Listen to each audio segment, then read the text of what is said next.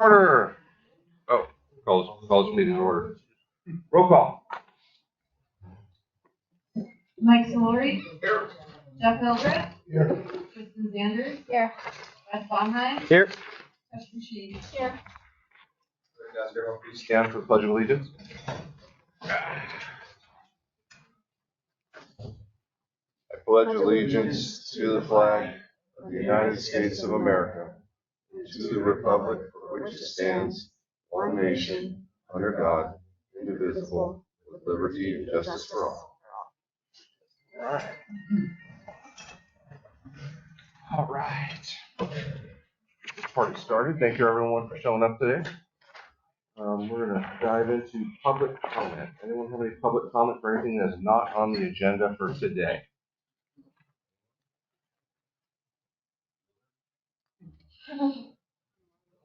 Huh? There's no Ireland. Ireland. Well, yeah. No Ireland? Shit, we're going to get that early. Better switch the times. Yeah. All right. All right, let's move on to the consent calendar. Anyone have any? Need to poll to move down to items pulled from consent calendar?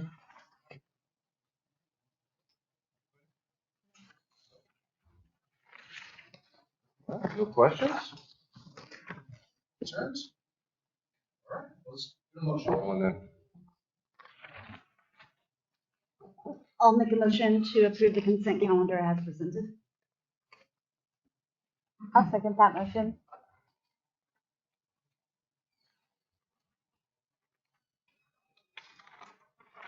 Roll call vote. Mike Solori. Aye. Jeff Hildreth. Kristen Sanders. Aye. Beth Bonheim. Aye. Justin Sheed. Motion carries. All right, we have nothing for items pulled from consent calendar, so we're going to dive right into our correspondence discussion items. Chris, take it away.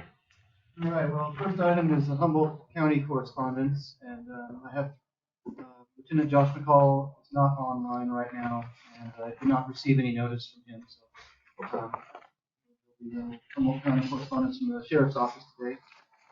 So we'll move on to number 2 then. That's the Disaster Preparedness Assessment Report presentation. So to provide a little background on that, Jeremiah Jackson of J2 Environmental recently completed our Disaster Preparedness Assessment Report and Action Plan for the wastewater treatment plant, as mandated by the State Water Resources Control Board for our National Pollutant Discharge Elimination System permit renewal. The report was completed on time and within budget. The focus of the report involves 4 key components. 1, assess the wastewater treatment plant's vulnerabilities to natural disasters. 2, identify control measures for achieving water quality compliance during natural disasters. And 3, develop an implementation schedule for the control measures. And finally, 4, implement the control measures per the approved schedule. So Jerry Jackson was nice enough to be here today to provide a brief presentation of the report with a small PowerPoint presentation. Morning, Jerry. Get away, Jerry. Morning. How's everyone? Great. Thank you very much. Can you upload the slides?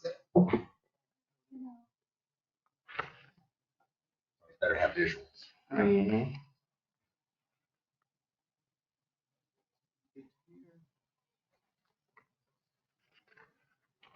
Good morning, everybody. I'm Jerry Jackson. I'm the Senior Principal Engineer at J2 Environmental. As Chris mentioned, we were tasked to prepare a disaster preparedness report for the wastewater treatment facility here.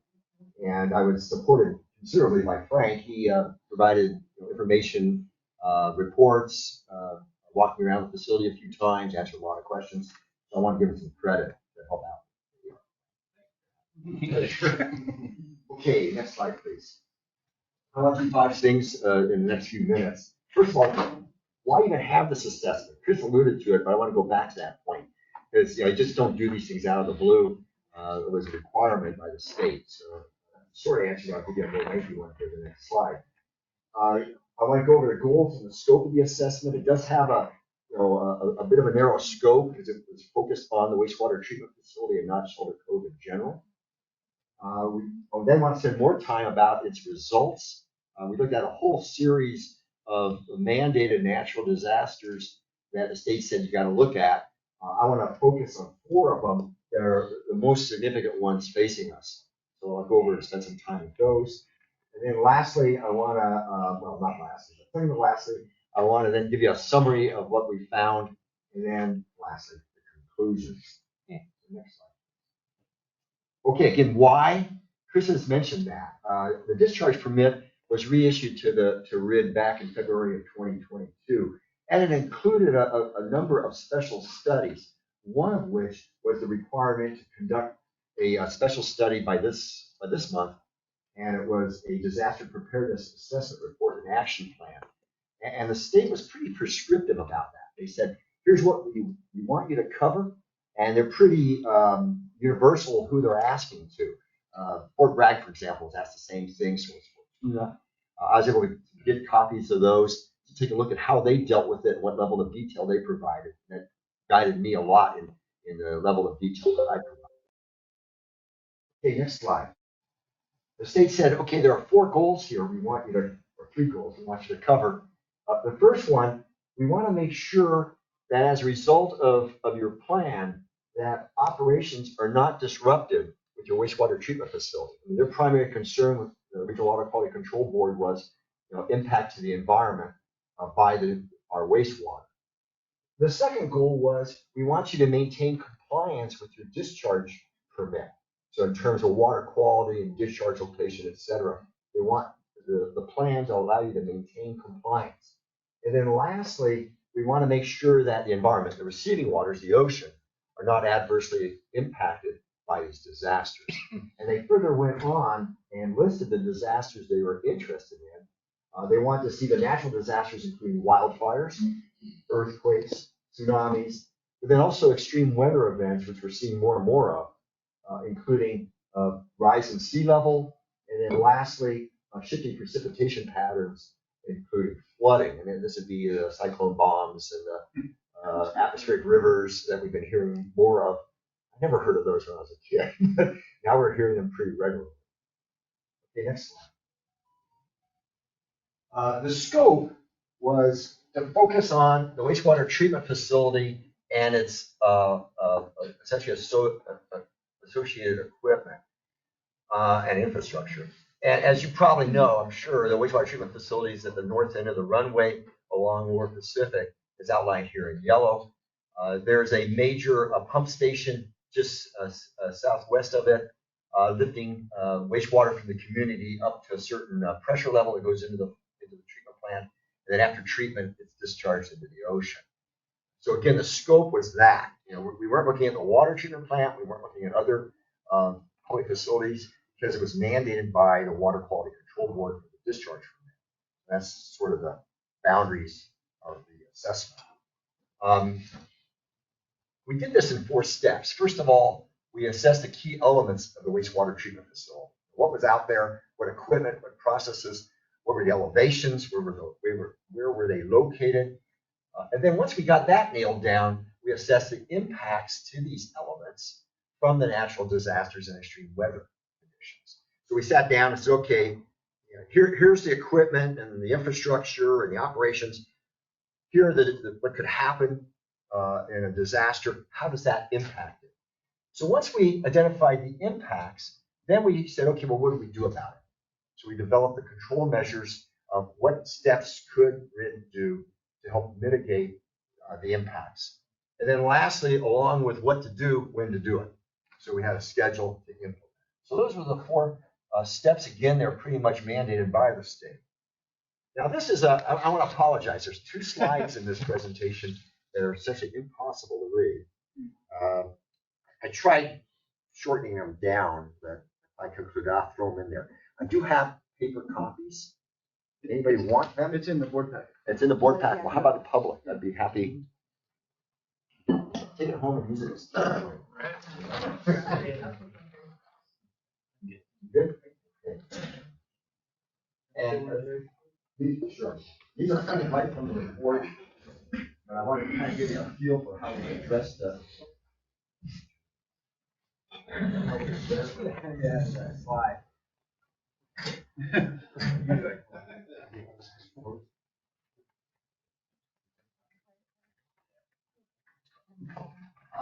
you go. As you can see here, we prepared a matrix. We start off by looking at the impact categories. You guys need copies? Okay.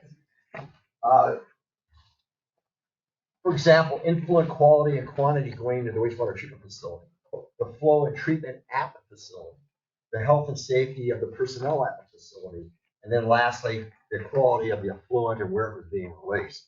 Those were the categories. We then broke them down into possible impacts, things like broken sewer mains, loss of power, and then the consequences. What would happen as a result of this impact?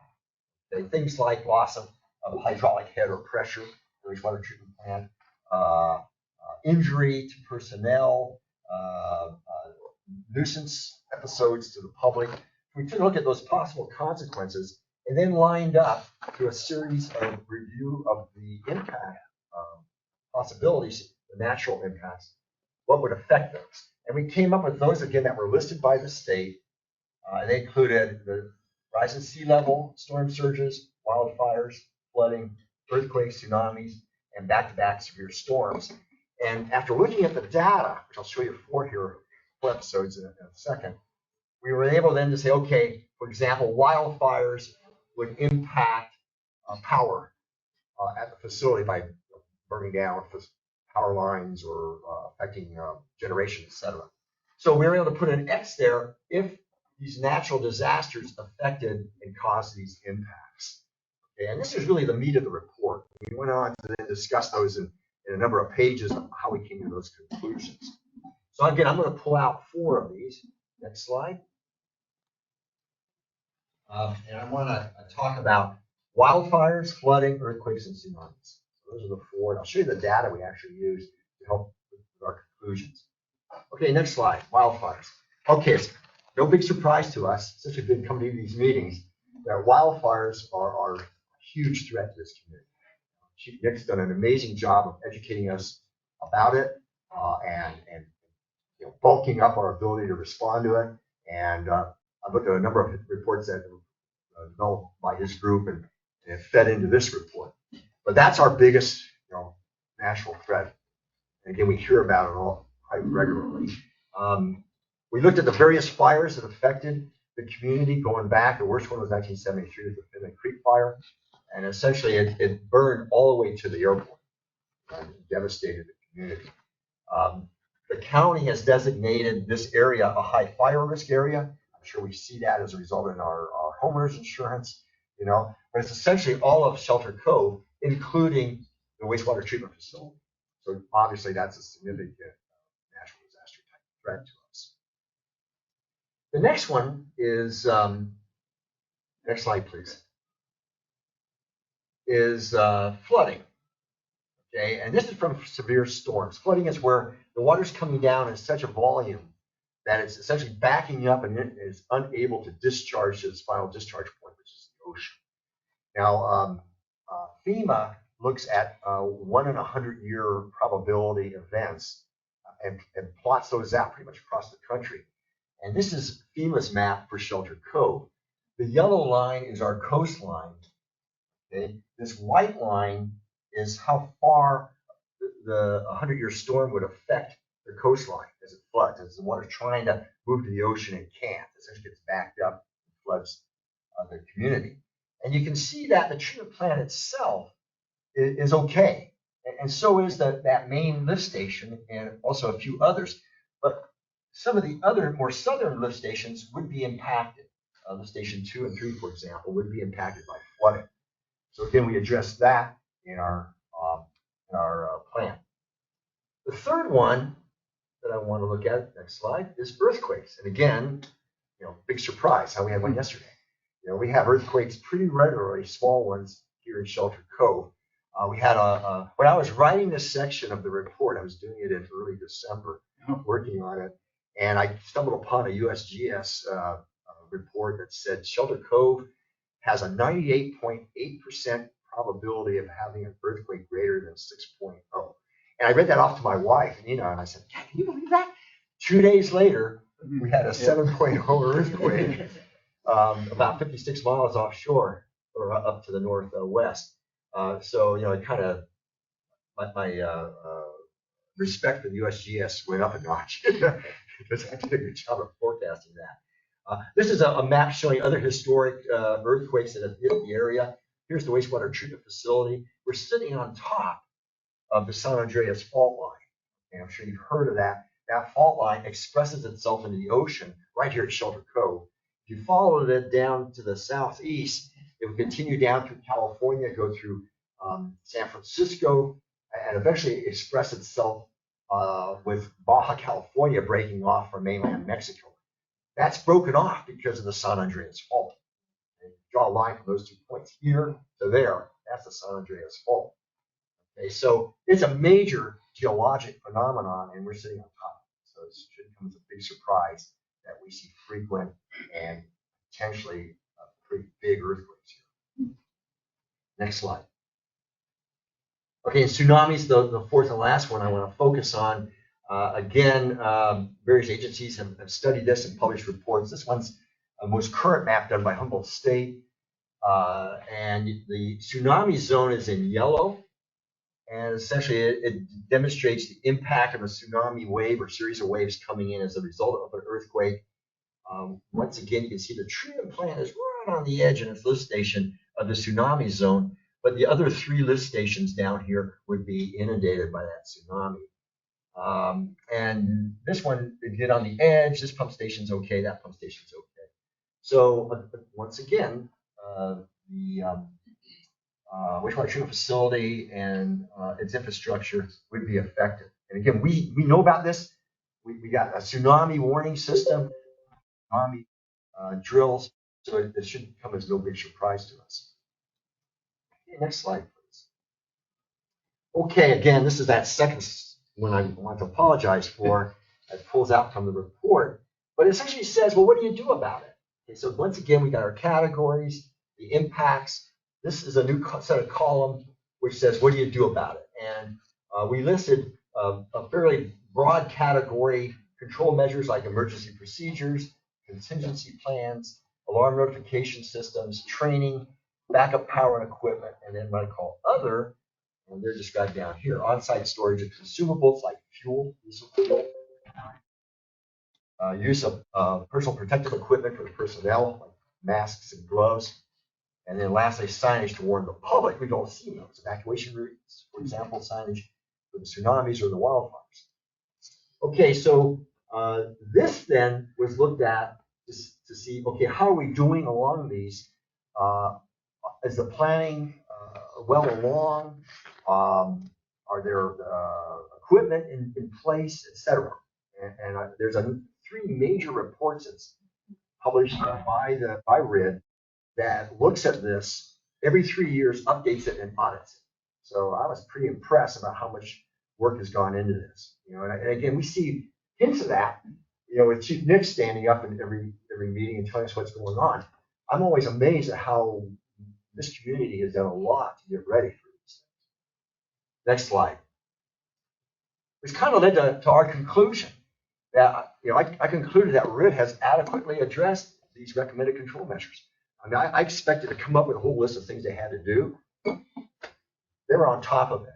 I found that not only the ones I just mentioned, procedures, contingency plans, alarm systems, training, but also things like backup power and equipment, inspection of the sewer system to confirm its integrity, reduction of the hazardous gas storage to reduce its risk, the supply and use of PPE, not only for the community but through CERT.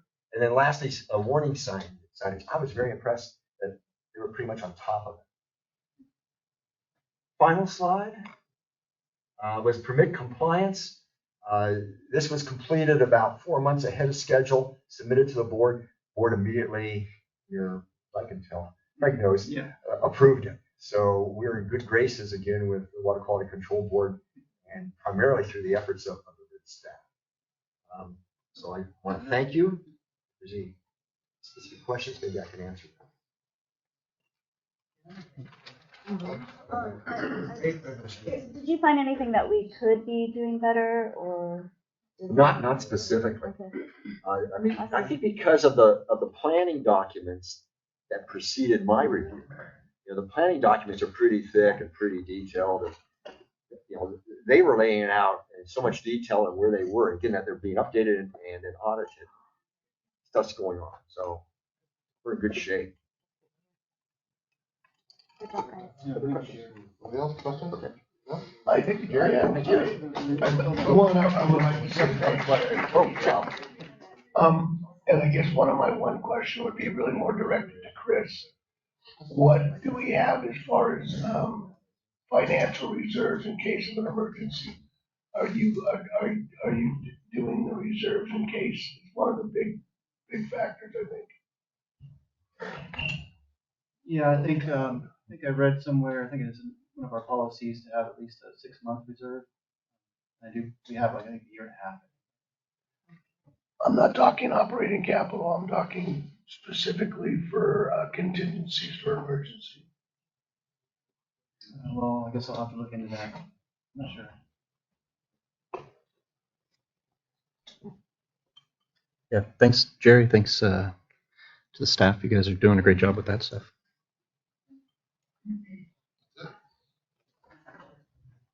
Public, any questions? Anybody got any questions? No? All right. Thank you, Jerry. Yes, That's thank very you, Jerry. informative. Move on to discussion. Move on to discussion item number 4. Oh, 3. We got this. All right, so this was to consider changes to the board meeting schedule. At the last board meeting, the board considered changing regular board meeting times from 9 a.m. to whatever the community might want, specifically evening we're talking about. And then the board requested a survey of the community's preferences before making a final decision. So staff posted a community survey on RID's Facebook page, through the Pioneers email list, and with the monthly utility bills to gather this information. It's a little too early to tally any votes from the utility bills yet, but there is available data from the online survey. And at the time of this printing, there were 25 votes. I think we are up to 31 now, so I have a little presentation here. Get that.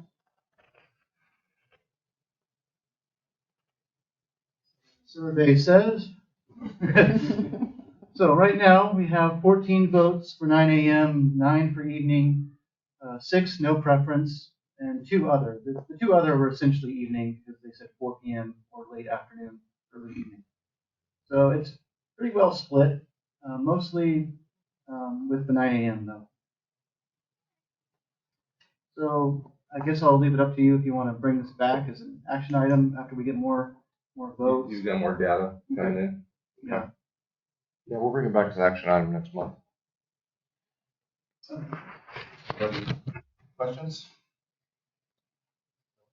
So let's bring it back next month, action item. Good with that? Okay. Public, got any questions about changing the times? No comments? All right. Let's move on.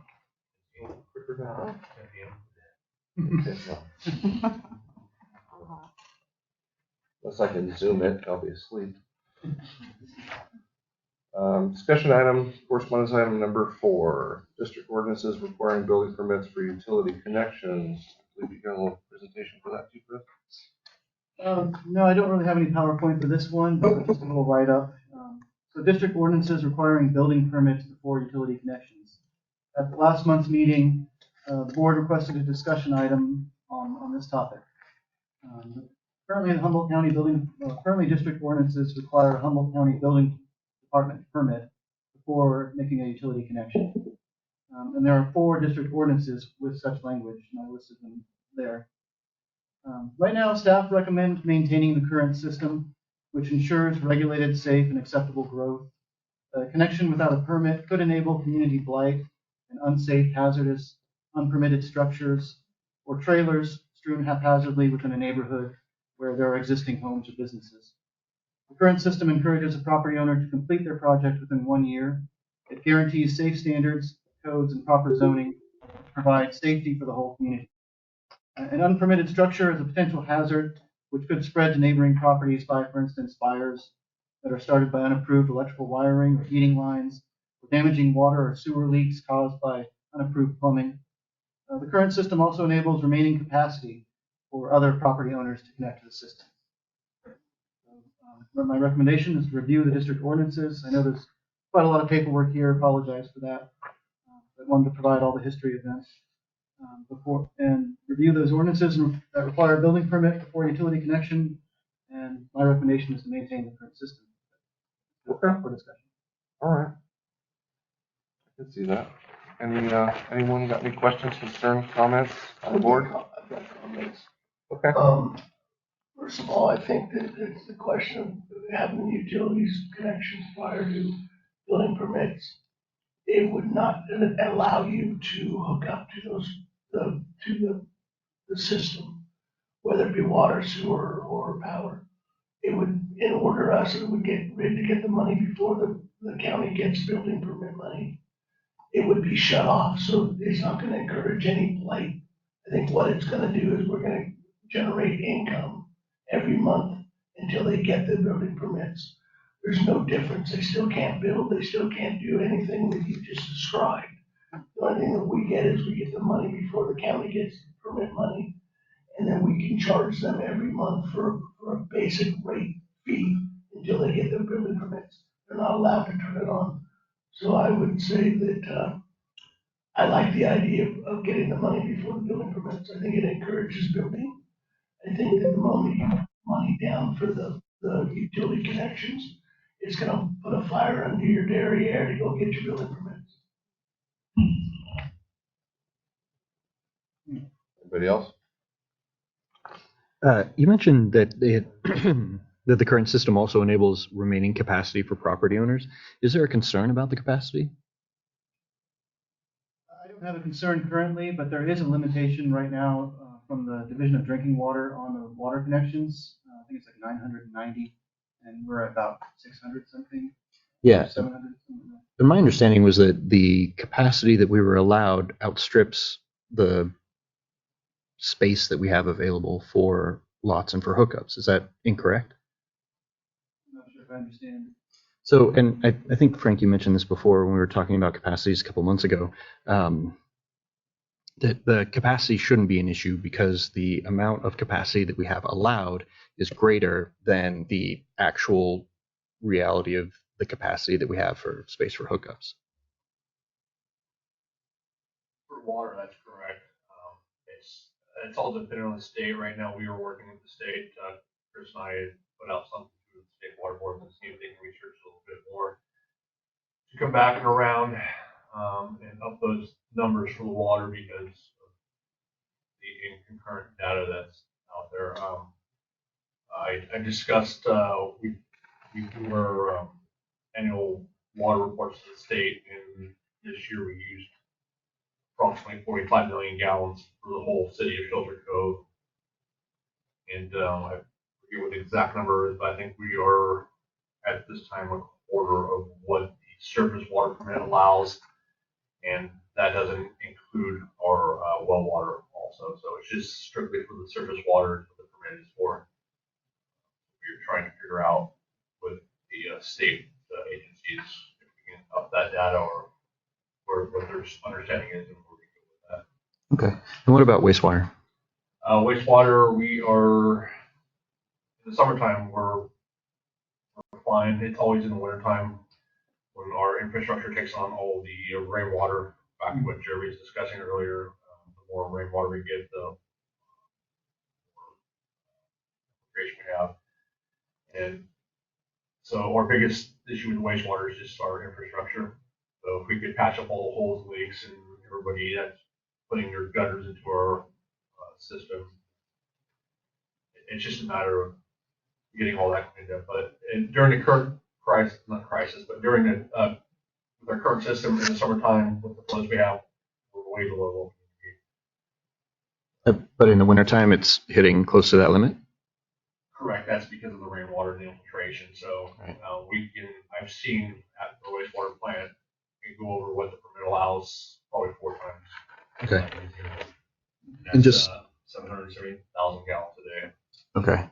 And just to clarify, when you say holes, you mean holes where water is coming into the system, not Yeah, exiting the system. It's infiltration from possible cracks in the water pipes, couplers. A lot of it comes in from people's drainages into the system. There's also lots of laterals that are leaking that customers aren't on that we find during the rain seasons. That's why we try to have the people come out and video during the wettest part of the season so they can actually see where the water's coming in. It's all dependent on, again, earthquakes and other damage too, because one week we could have something fine in that system, and the next week we have an earthquake and it could be totally damaged. Okay. Thank you, Frank.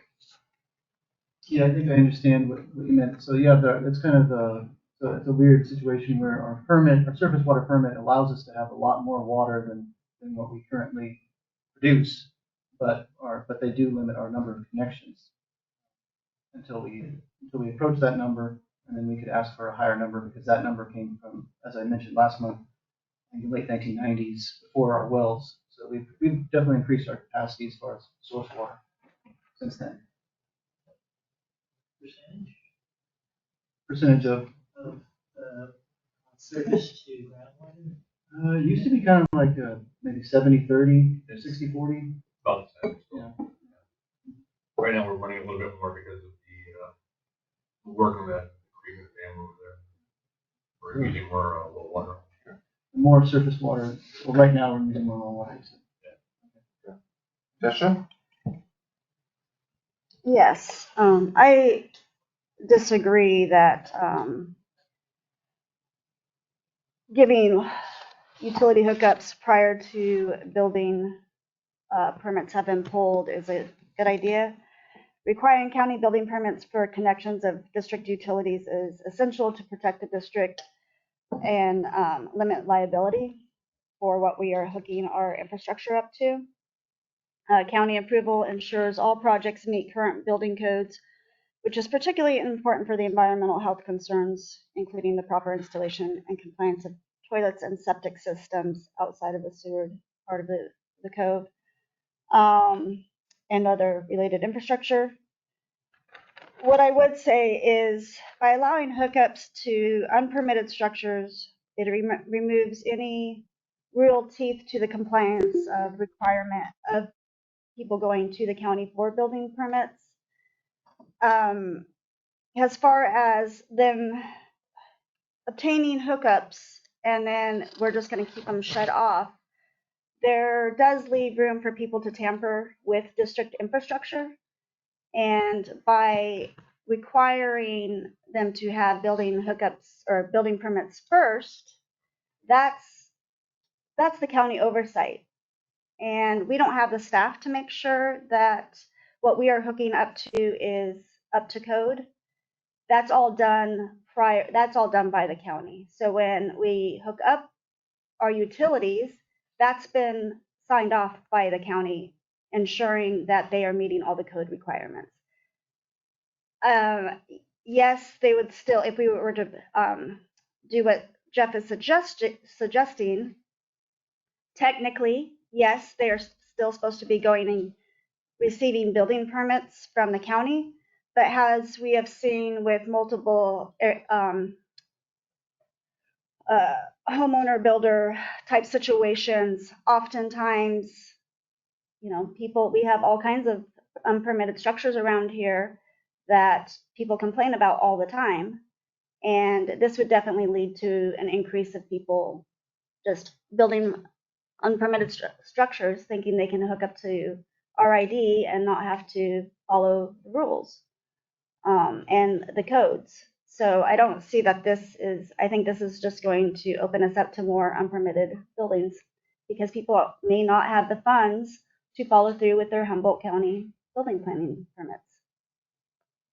We have seen a lot of that where people start a project and then just walk away from it. And then, true. yes, and then we are required to give refunds for that. Oh, we are? Yes. By a certain amount. I think it's technically, I think Yeah, technically, I believe it's like a year, and then you can get county extensions, um, building extensions, but our policy states within a year that they have the projects complete, and that's for a lot of people not doable. And so I think by providing utility hookups before the building permits, it is just one more less requirement for people to go get their to be pushed to get their county permits, and that all has to do with, right, and that's all has to do with codes. We live on fault lines. We need to make sure that the projects out here are meeting the latest codes. So I'm totally against allowing hookups prior to Humboldt County building permits. I'd like to comment on that. Go ahead, yeah. I'm saying that, one, it's, right, as one of the things we just did, we just dealt with lowering the fees for hookups. How many people have applied? And again, this is about another source of income or revenue. This isn't about unpermitted houses.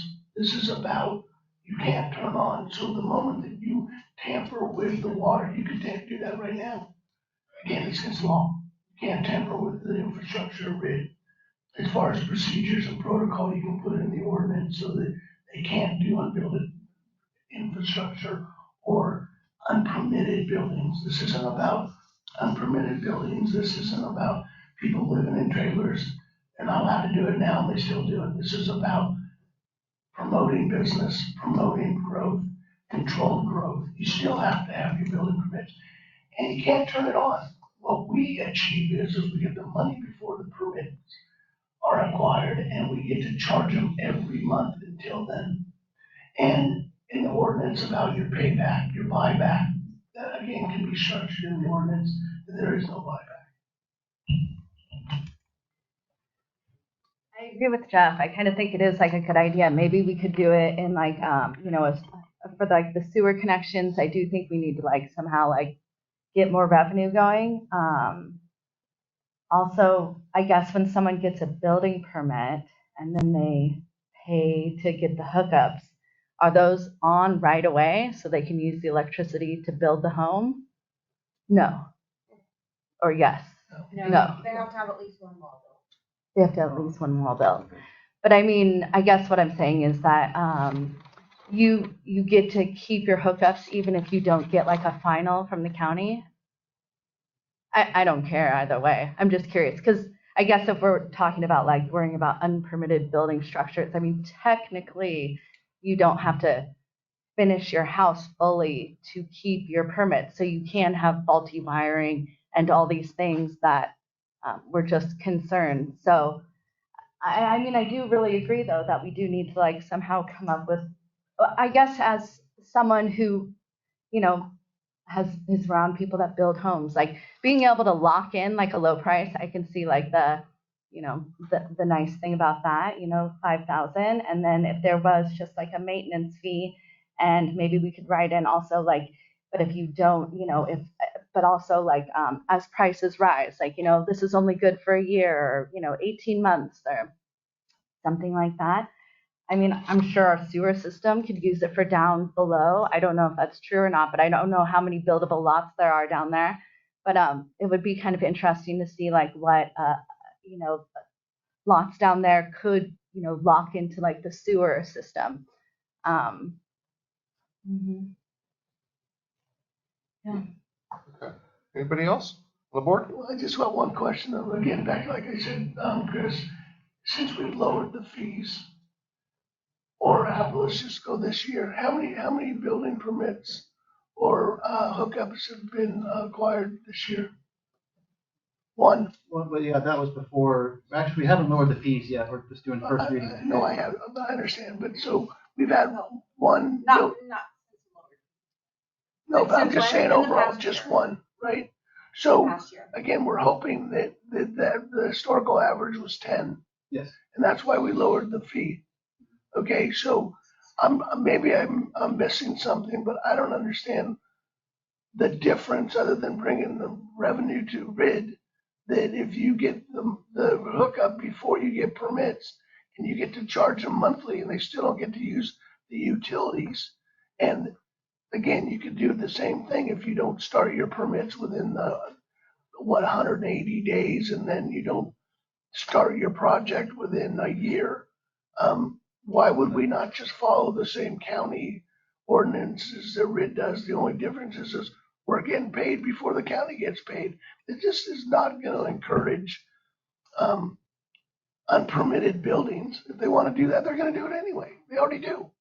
This is encouraging money for RID and encouraging building for our community and a controlled growth opportunity with more money with RID. And no offense, everybody, but RID needs money. We need a reserve for emergencies, as Jerry just got through saying. We need a reserve for not our operating capital. We need a reserve for emergencies. RID needs money.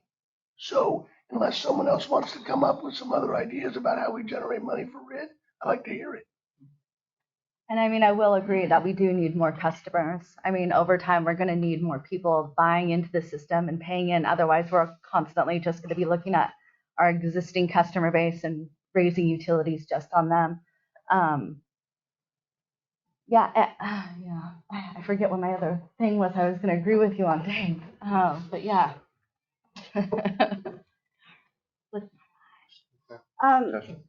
In other areas, is it common practice to be hooking up utility infrastructure without building permits? You know, in Garberville, I did, because before they were just about to raise the rates, I don't know, maybe like 12 years ago, and I hadn't got a building permit or anything, but I had heard that they were going to raise the rates, and so I went in and I got to pay, and yeah. And you received the hookup at that point without building permits? No, I think it was probably like after I got the permits or something, Yeah, but I was I'm able talking to. about actually hooking up the infrastructure to the utilities. That's a liability on the district, in my opinion. Okay. And then I would like to You ask. can always write things in though. Like that's the thing is I think we're talking about like, oh, I mean, if there was a rush of people like locking in and it was like 30 people in 1 month, like I think we could come back and be like, okay, you know what? We might be offering something too good to be true. And, you know. Yeah, if we could hear from the staff on just perspective of historical. We've done this before. We it was, I think, back in Bill's time that we had to pay back a bunch of customers for this because they all heard that we were going to raise rates, and they all came in and they all put their money down, and then found out back to what Texas was saying was a liability. We had to pay them back all that money. Yeah, but that can be structured. Yeah, it's. I'm just saying And that. just to get you hooked up, and that's the problem. If they're not hooked up and they're holding on to this fee that keeps going on and going on and going on, and what they were trying to do before was pass that. When somebody sold their lot, they were trying to pass that on to the other customer, and then that customer is supposedly getting the deal from the other person because they already paid for those fees. I'm saying I agree with you, Frank. But what I'm saying is you can run that water line all the way to the property, and you can put a lock on the end of that that valve, and so you're not getting any money back. And again, I think that it's but the customer's also losing their money in a false advertisement of not getting that water usage or that sewer usage. No, I think that that's, again, I'm going to say that's part of the promotion of the building. That can be written in the ordinance. That's a structural issue. That's not a have to give money back. That's not a liability issue. Yeah, but It's as a customer, would you want to keep paying that monthly fee? Yeah, I want them to. Water and wastewater. Yes, I want them to. I do. I want them to pay every month a base fee. Yeah, I understand what you would like, but the customer's actually losing money. But no, that would be the point. The point would be that they don't know. I'm going to say that's not true. What I'm saying is that they don't have, no one's begging them to sign up. Yeah. No one's begging them to pay for the hookup fees. That's part of the thing. That's part of the incentive to get them to build. In past history when we've had. No, I know. But I'm talking about today, not yesterday. I understand, but it goes back to yesterday also, so I'm just letting you know what happened in the past. So if we could research it, that's all I was getting at. Yeah, that'd be awesome. See what happened in the past. And I would like to know if people are actually able to receive connections without building permits. And I'd be curious to see how the effects of dropping the hookup fees affects, or whether it increases or we keep the normal numbers in the future. I'm curious too, and also we do need to like get this out into the public that the fees were lowered, because I have talked to like a lot of the local real estate agents recently, and they hadn't heard about it at all. So It's not done yet. well, I know, but it's in the works. But it's just exciting for them. Yeah. It's just not policy right now. I'd like to hear from Nick. Okay. Yeah, so one big thing for the fire department is if they do get a hookup connection with a permit, usually it would put them as a improved lot, which then we get more taxes, right? There's other fees that go with that. But it has to get the permit process through the county in order to change that delineation from unimproved to improved. Just sitting on the outside, and I've heard this exact same conversation, as Frank said, we have been through a similar version of this, but not what we're talking about. I've heard it be proposed from community members before, a little bit different version, right? I hear from Jack that we need to do the actual work of hooking it up, and I don't necessarily know if we can, right? Because that might, like, where the hookups go and being able to break ground usually does require a permit. You know, and then thinking from Johnny's side, he's not here for the power side, where they put that meter. Even if you don't tap into it, there's permits, you know, usually assessed, and I might be wrong, but that's my interpretation of it.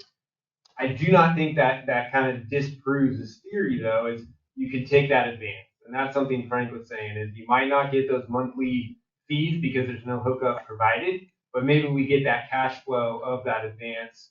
It just would it benefit the district to have that cash on hand if we have to pay it back, because there is going to be that chance of that. For the fire department, obviously cash going back to the reserve is important.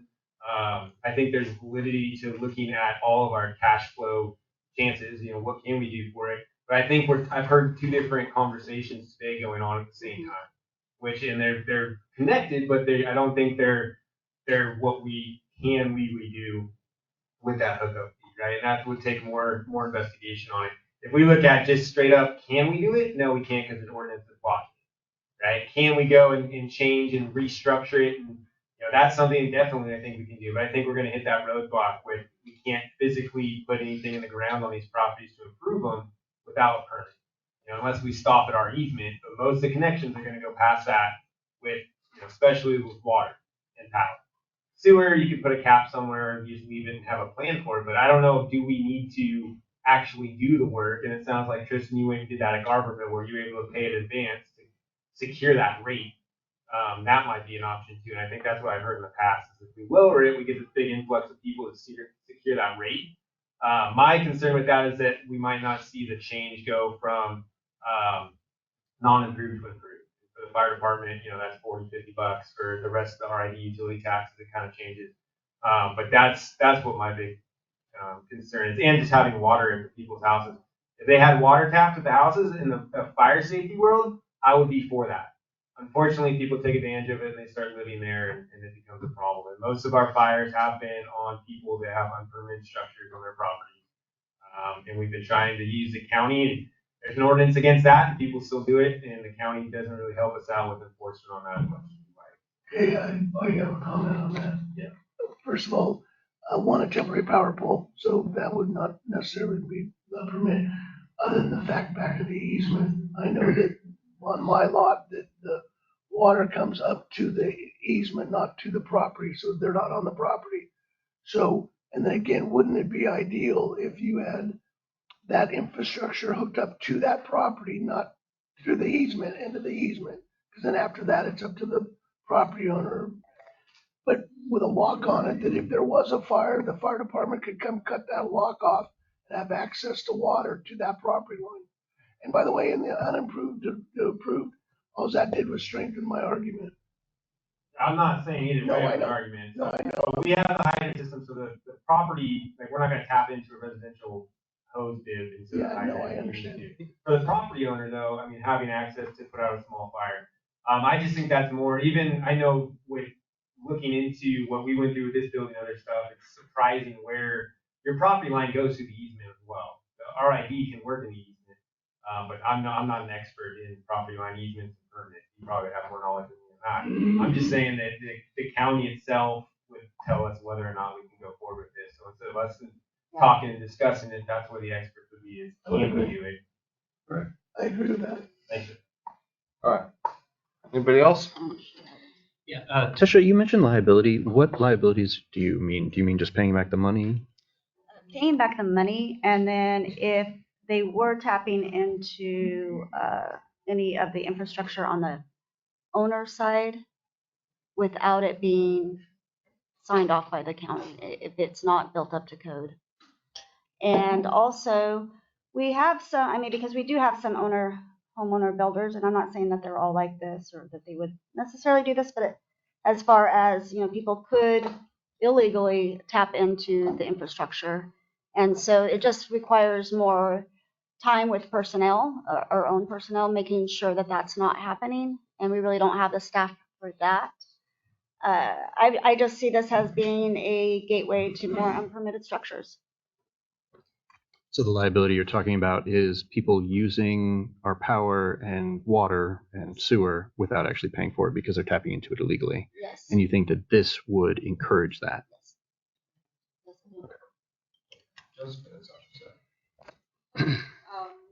One, just to clarify on the taxes, if they don't have a complete building permit, it would still be at the lower tax rate. So they wouldn't be paying more taxes. The fire department would not be collecting more money. It would be later on, and once they're finalized, then their tax rate changes. But my concern or thought with this is that if we're collecting a bunch of money up front, maybe that's good and maybe that's fine, but where I would want to make sure that we're careful is that if we have that money, we're not using it. Because if those people don't build for years and they pay their deposit, now hopefully we haven't spent that money, it's got to be in a reserve, because once that infrastructure, or once those people do actually hook in, we kind of have to have that more base of money then. So I'd want to see a good plan, where that money would sit if something like this was to go forward.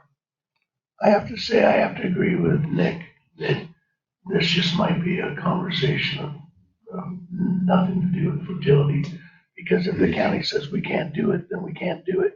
So it's really more of research. We need to know if that's even possible, then we can have a discussion about it. Okay. So it's worth looking into. Okay. I'll reach out to the county. Okay. Thank you, Chris. Mike, in case someone from the audience would like to chime in, I would. I'm trying to get out there, Jeff. You guys keep talking. Anyone from the public have anything they'd like to comment or questions about this topic? Come on up to the podium, sir. Make sure you push the button on the speaker too, please.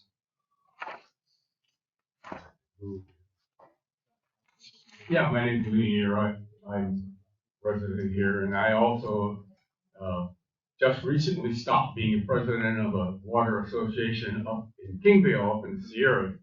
And all I can say is I think it's a horrible idea to move and actually install a water service on the property. Yeah, you can put a lock on it. We've had people dig under cabins and tap into someone's water line and route it underground over to their lot, to their little shack. And when the water line is 8 feet down in the road, they're not going to do that. You go and install and take the expense of installing a water service valve on a lot. You got to now start worrying about that. Is it going to leak? Is the earthquake going to sever that? You've added to that problem, and you've made it very easy for someone to make an illegal tap because you put it right on their property. Thank you, sir. We have one more question over here. Come on up, sir.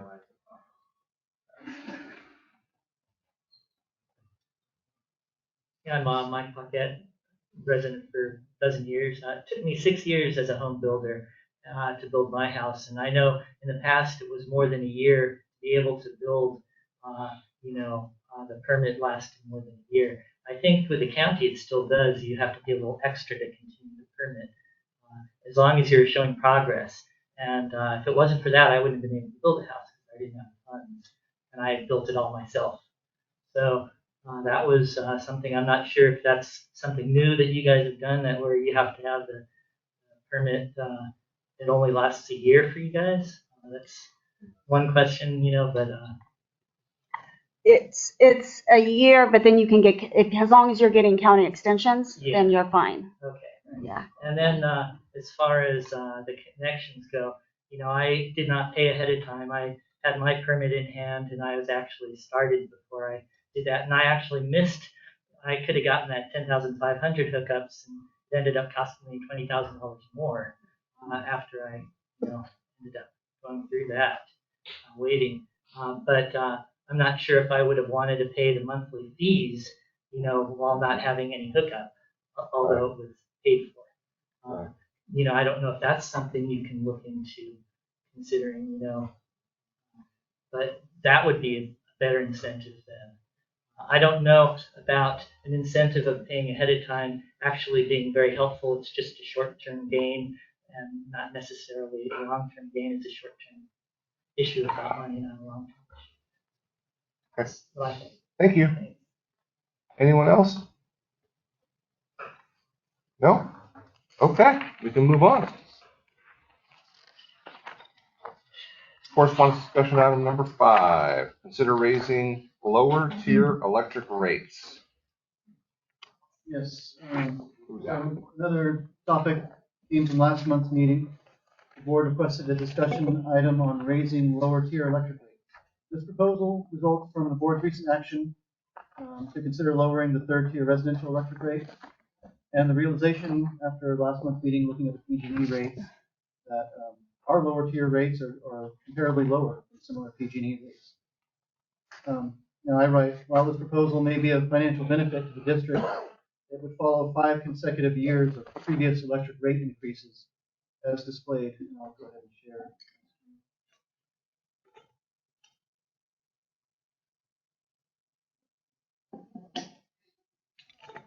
So, yeah, you can see here that over the last 5 fiscal years, there have been each year 3.0% increases on the electric rates for the lower tiers, and also a pretty significant increase on the monthly service charge in 2023. This is for residential and also same for commercial. So, stop sharing for a minute.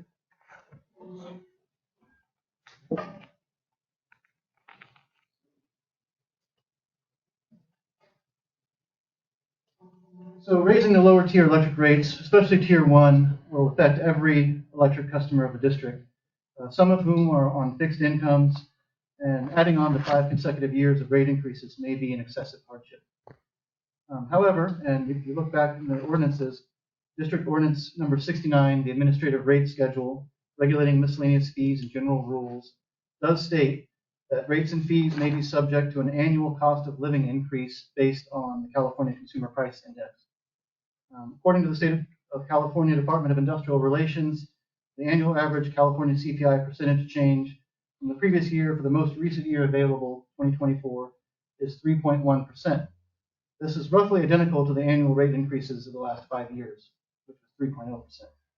So how would this affect district electric revenue if we were to instill the CPI change on the rate? So I go ahead and share again.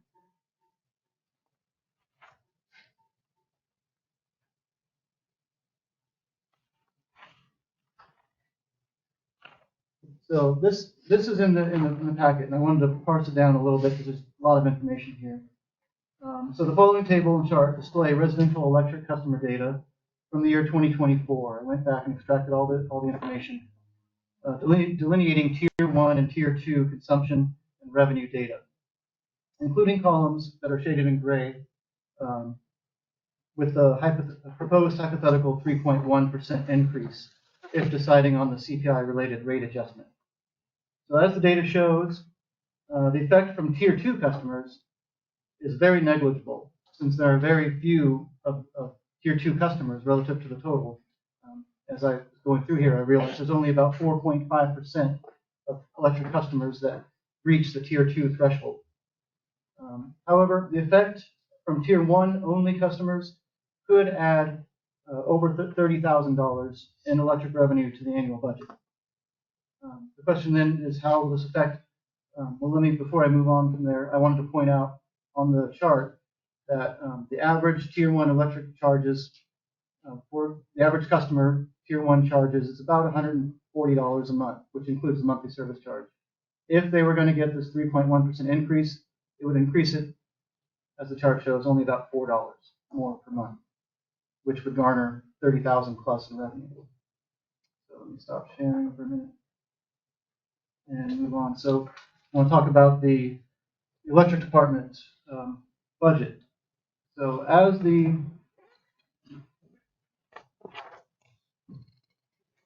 past 5 fiscal year budgets for the electric department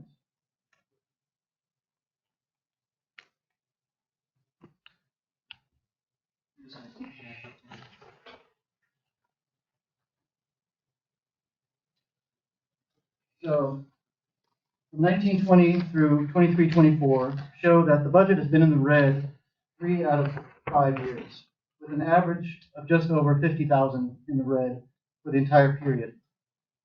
This time frame encompasses the annual rate increases, and including the service charge increase. And for simplicity on this chart, I excluded capital income and expenses, which are necessary but to maintain operations, but can be deferred. So I wanted to keep it simple with just operating and labor. One thing I wanted to point out on this chart too, it may look like we did really well 23-24. However, we only had 1 staff member in the electric department for that fiscal year. So that's pretty much where that gain is. So obviously, an extra proposed $30,000 plus in revenue would help the district balance its electric department budget, but with an average of $50,000, not fully succeeding in doing so. And I also wanted to show you that if we did include the capital income and expenses, we would be even double the amount in the red. So, which includes buying a truck or different equipment needed to keep operations going. So now I moved on to an important consideration is also how is this proposed increase would affect the average customer, and I mentioned that before. $4 increase, looking back at that chart, $4 increase on the monthly bill for tier 1 customers, double that for tier 2 customers, which I said they're not very many. Another alternative to consider is the recommendation by IG Services from the 2019 rate study to alter the residential electric consumption level structure. So rather than we have the 0 to 1,000 as tier 1, that study had recommended changing the tier 1 from 0 to 750 kilowatt hours in the month. So I started to work on that to see what would that mean financially, and then I as I mentioned here, I stopped because it was not making a change. The change was not enough to keep working on that. And I said, why isn't that change? Where are the customers basically? So if you change the 0 to 750, it doesn't change the revenue very much. So obviously that's not picking up all the different customers. So what I decided to do then was I created a table which showed wherever all the customers lie in the categories of consumption. And the colors aren't picked up really well on the screen, but you can see the tier 1 customer, 0 to 1,000 kilowatt hours, picks up about 95% of all customers. And if you look further, the tier 2, there's only about 600 or so total customers, electric residential. We're talking about just residential customers. So this chart kind of really broke it down, I thought. So you see where the line is, the blue line is tier 2, and that's 1,000. And so most customers fall below 500 kilowatt hours per month. Actually, 80% of all customers is how I looked at it. So the tiers 2 and 3 cover hardly any customers. In fact, I know we're going to talk about changing tier 3. I don't know if it really will do anything, but it might encourage people to actually get into that higher tier, but we'll see. 80.5% of all customers fall below 500 kilowatt hours. So, and then another version of that chart right there.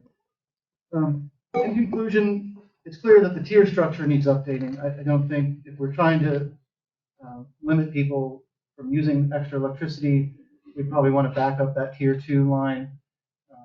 Or if we're trying to gather more revenue, also back that up. But right now, if we lowered the tier 1, I think, increase the tier 1, we would be financially gaining, but probably my advice is after 5 consecutive years of rate increases, I don't think this is the time to do it right now. I'd rather go with a different strategy, which I'll be talking about next month, on increasing the special utilities tax, which would affect every property owner in the cove, not just the ratepayers. And I did present this to staff for their recommendation. Staff further recommend. I think the consensus is to alter the tier structure in the future to reflect actual customer data and usage, but not probably for 2 or 3 years. My advice. Okay. Thank you, Chris. Yeah. I tend to agree with your approach on this personally, but I'd like to hear from the other board members. Anybody? Chris, what would the percentage be of the increase that PG&E is charging us? It was maybe 20%. So we get, it was like a $2,000 increase, 2 or 3. I remember talking about this a few months ago. It was, I think it was 20%. Yeah, I think so. So again, by us not increasing this fee, we're assuming the cost of PG&E, meaning we're going to absorb it. And by the way, I appreciate the 5 years. I think that I have to agree with you on the 5 years, but I also have to disagree because it's only $4 and we're running in the red for the last 5 years. Mm-hmm. So that's running in the red the last 5 years, even though they've been increasing the amount due. So I don't know that we can wait for 1 or 2 years. And I think that the proposal of the property tax is going to be another 2-year ordeal by the time the voters vote on it and it goes into an ordinance and blah, blah, blah. So I don't know. I'm hesitant not to want to do that today, not tomorrow. I think I'm going to go back to, we're not in a really solvent position now. We need to do something now, not tomorrow. Anybody else? Jessica? Actually, I just wanted staff to clarify, when Jeff, when you're talking PG&E, you're talking about the distribution, right? Yeah. And has our WAPA, where we actually purchase power, has that gone up? I think it went down actually last year. Okay. It's just the distribution of PG&E that. Okay. So that increase in distribution, I'm sorry, I feel like I ask this every week. I apologize that I forget. That distribution cost is, that's a fixed cost, or does PG&E charge us by how much we use it? Okay, so that is charged based on the kilowatt hours that we take that we transport over that line. Okay. And then also just a question on your numbers, Chris. Why do the numbers, for example, on the last chart that you put up, why do they fluctuate? Why do we have 592, in January versus 603 in July? Different customers going on or offline, deactivating their accounts, or that kind of issue. These are just residential customers, so some of them are offline for a month or maybe disconnected. So then wouldn't they fit in the 0 to 100 still? I'm not sure I understand. Well, so if somebody wasn't using any power, wouldn't they still fit into that 0 to 100 kilowatt hour category?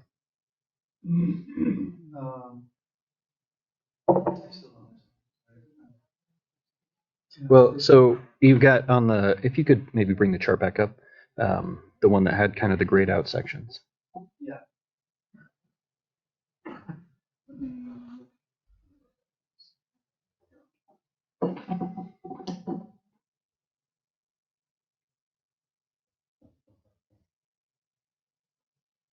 The bottom of the chart is the total of the month, January.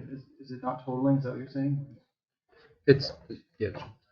I would guess the numbers get skewed because some months an account has 2 accounts if it's transferring ownership or transferring from one renter to a different renter. So some months might show more accounts because one has, one account is looking like 2 that month because there's 2 different customers. Right, right. So, but yeah, okay. So, but if someone is just not using the power, so someone is gone, they should still show up on this chart in that 0 to 100 at the very top of the chart, right? Yeah. Okay. So it's not that we have people that shut off their power for 6 months out of the year or something like that. There might be a couple, but I would still think they would be in the customer base. Yeah. Okay. Are there any fees associated with shutting it off and turning it back on? Yeah, $50 per utility. Okay. And that's not captured in this, but it's pretty small. It's pretty small. Yeah. Okay. Anybody else? Yeah, I had a question about the general and administrative expense. I was just wondering why it changes so much year to year. Like it starts at 8,000, then it goes up to 23,000 for 2021, and then it goes back down, and then it goes back up. Yeah, I can look into the individual budgets of those years and figure that out real quick. I think. Okay, I was just curious there. And then, yeah, I'm also against any raising the electricity fees right now.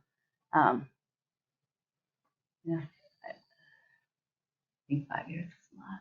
I think we need to look into other ways of, I think it would be best focus for RED to figure out how to generate our own power. And I just worry about people who are on a fixed income. I know there's a lot of people in this area, pretty poor area, so.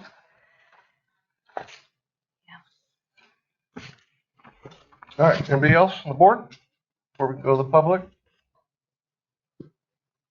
No? Anyone in the public got anything? Come on up, sir.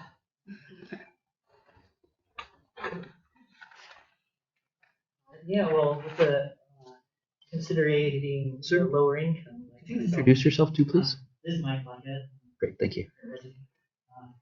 For the lower income people like myself, and always in the tier 1 of all the categories, I think that increasing the rates for the tier 2 would certainly be good. Shifting that down, possibly the $4 is not a big deal for everyone, but I think shifting the tier 2 down is certainly a good idea to increase income for everyone. I don't think that's, $4 a month shouldn't be a big deal. Maybe even the 1 tier should get reduced down a little bit, as a possibility. I'm still way below that cap. And a lot of the single people out here who are, paying for electricity, it's the base rates that are getting us. It's not the amount of electricity we're using. Thanks. Thank you.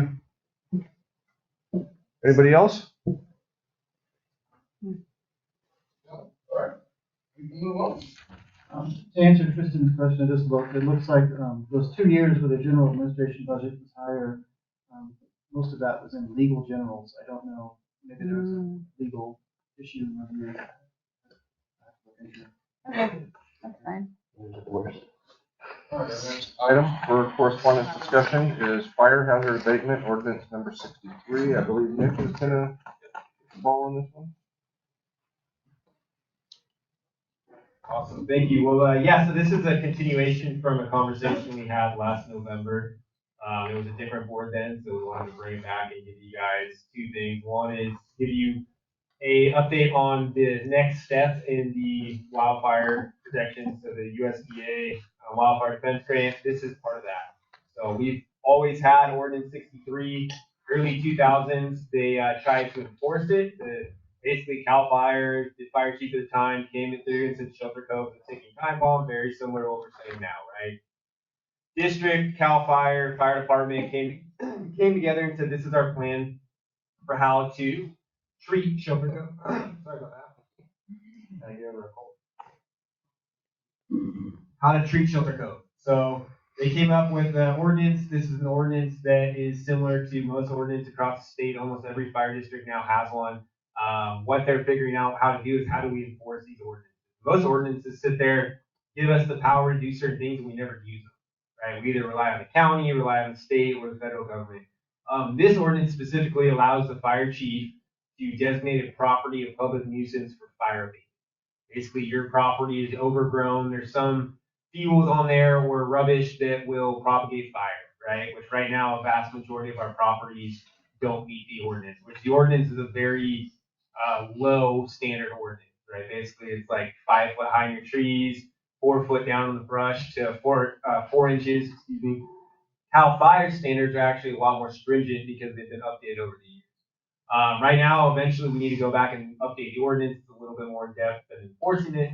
But for this specific grant, we have to use this ordinance to, one, maintain the work that's already been done on the grant, right? If we come through and we pay $4,000 on one lot and that property owner never comes back, we should have some way to force it and say, hey, we're going to maintain this lot. You know, right now, per the ordinance, we would put a lien on the property if they don't pay for the contract. The RID has to carry the contractor cost. So we come in, pay a contractor, they clear the lot, and we have to carry that cost until we get refunded somehow. Usually it's through a lien. We have the opportunity to put it onto our grant, which is basically the silver bullet to this whole thing. Why it failed in 2001 is because people got mad. The RID went through, hired a bunch of contractors, cleared a bunch of lots, and they imposed a too high admin rate. So the admin rate was 100%. They missed a crucial step, which is up to $100. So that was a mistake on the fire department side. It went through 5 or 6 lots. The overall program, in my opinion, was a success. They cleared, probably 800 lots. Multiple people. Most of our young contractors at the time, were just out of high school, made a bunch of money, started businesses. This current form of that ordinance and this implementation, we're going to put it on the grant itself. So the RID will carry none of the funds, have to carry any of the costs of contractors. We're going to be paying the contractors with the grant, but we still have to follow the abatement process. So the abatement process is very clear. You have to put out, basically give them a warning that, hey, your lot's been determined to be, not in compliance with Ordinance 63 or local ordinance. Explain how the ordinance works and how the abatement process works. Give them the opportunity to meet the compliance on their own, which will allow them to do. They can still clear their lot if they want in their own time. That's what they have that right.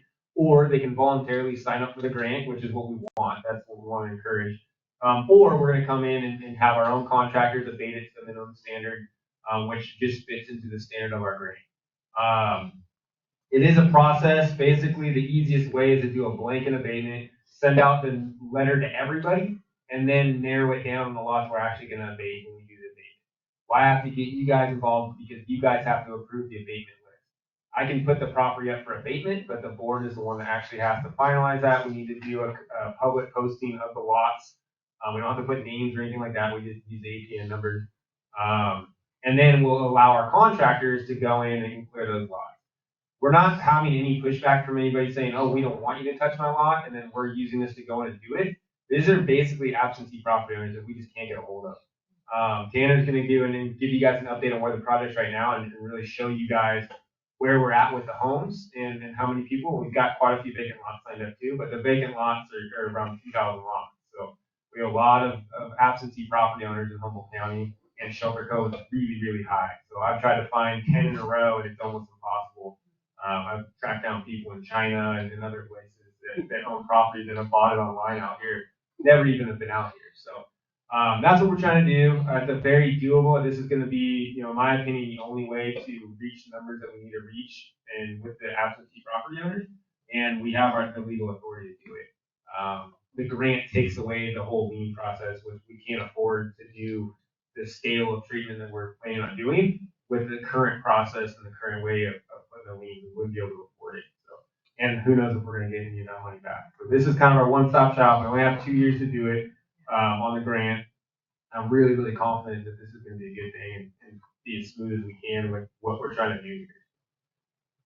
And we've got Tanner's going to give a presentation. We have a PowerPoint that is a quick review of the grant from the folks that hadn't seen it last time, and we'll really show where we're kind of at with the voluntary signups through our program. I think there's still a few more people we can squeeze that just haven't quite gotten to sign up for it, but a lot of the people just haven't heard, or they're out of the area, including a few homes too that we're missing. Awesome, great day.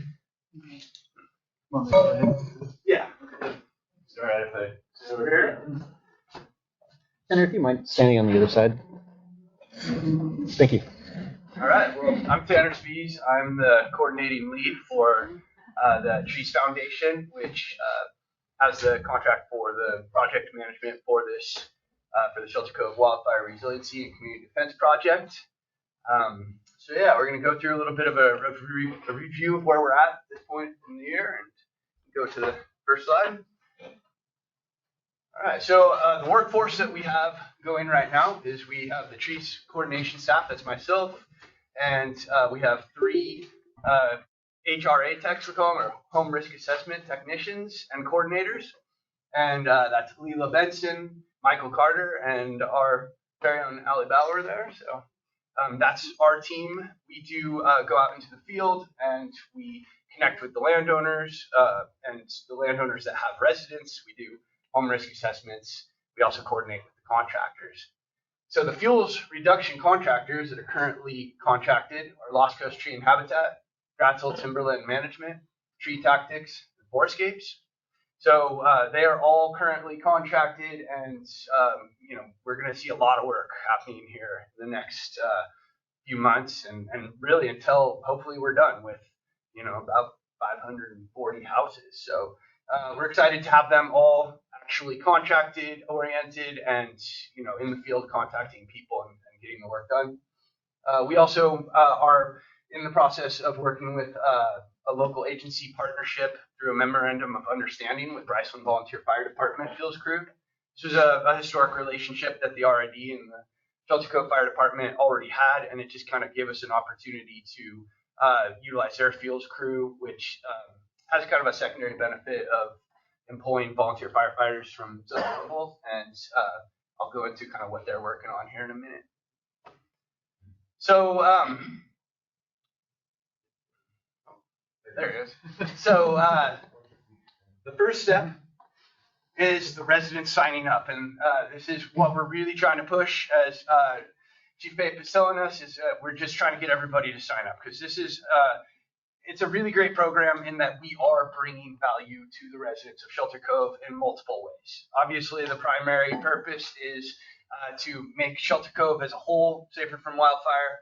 And also, I mean, it's just bringing them the ability to have professional fields crews who can come to their place and bring a lot of direct value to their home.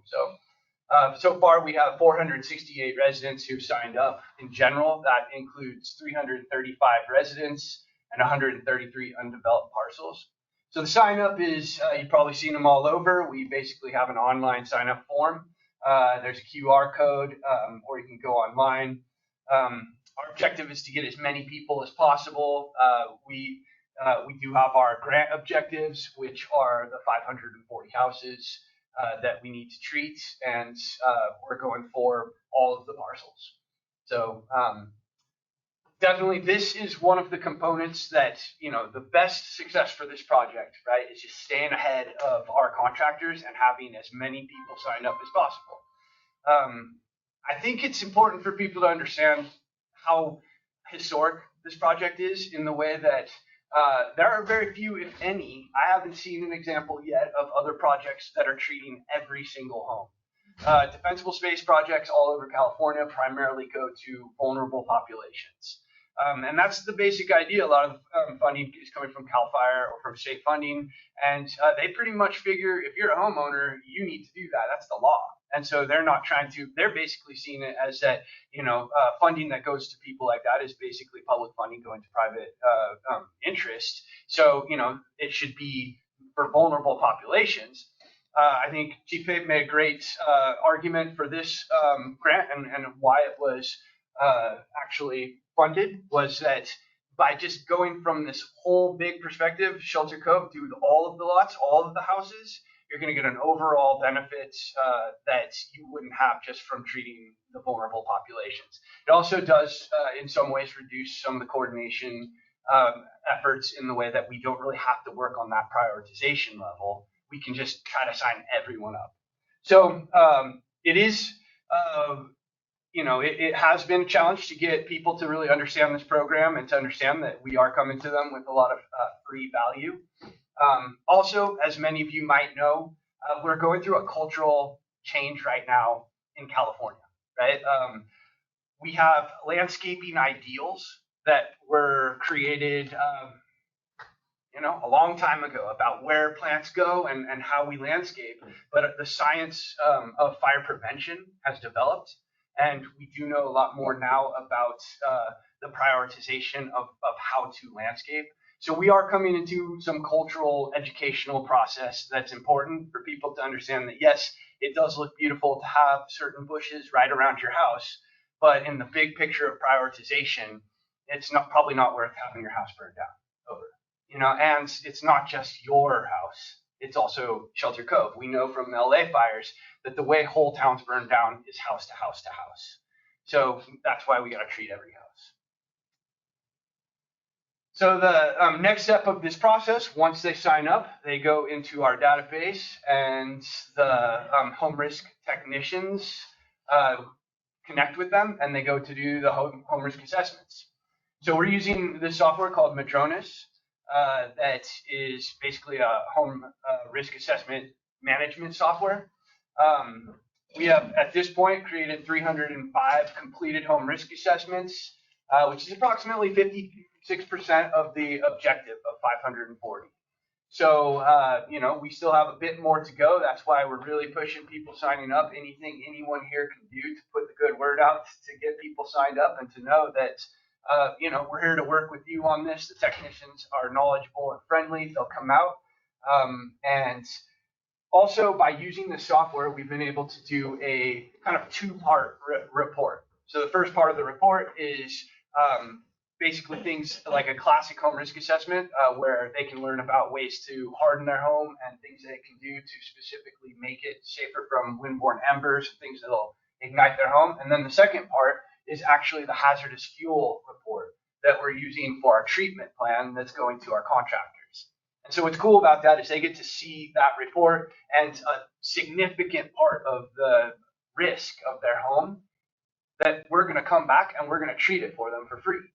So, already they get a big part of this just completed. This again is unusual in California.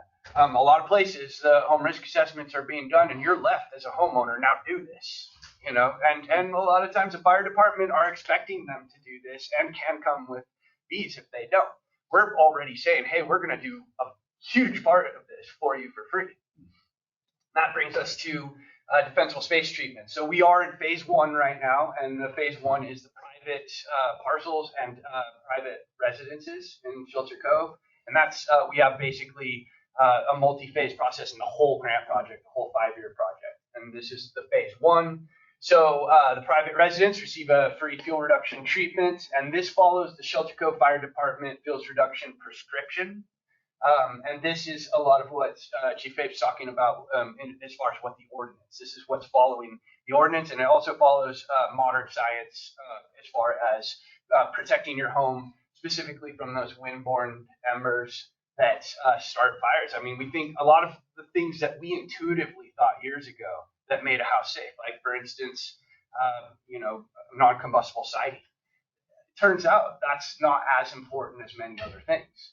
Science is showing us now that the number one most important thing is having non-combustibles from 0 to 5 feet away from the base of your house.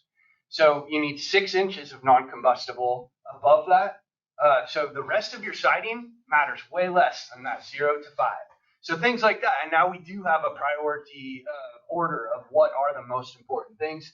And number 1 is this defensible space treatment. This is what's going to make it safe for the firefighters to defend the houses, and it's going to make it less likely for the houses to burn each other in a row. 78 treated completements as of now, and 198 are currently contracted.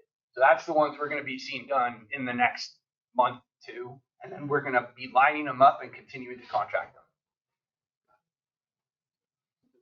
Oh, yeah. So the next part of this phase is the private undeveloped parcels. This is what we're talking about today, preparing for.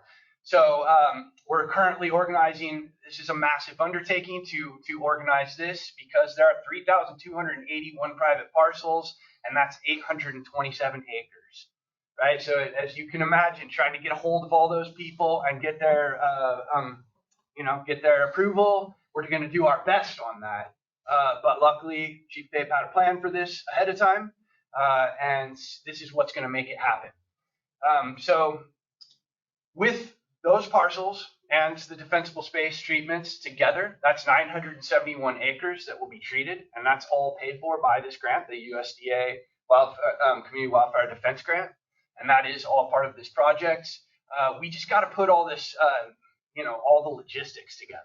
It's a massive logistical undertaking, and that's why the ordinance is pretty important. Obviously, again, we're going to try to get as many people signed up as possible. It's a great service if you have a undeveloped parcel. We're just doing it to that basic level prescription. So, of course, some people are going to think we should have done more, and some people might have some other thoughts. We're not specifically coming up with this on our own. We're basing it on science and pre-existing, prescriptions of where we're at this point.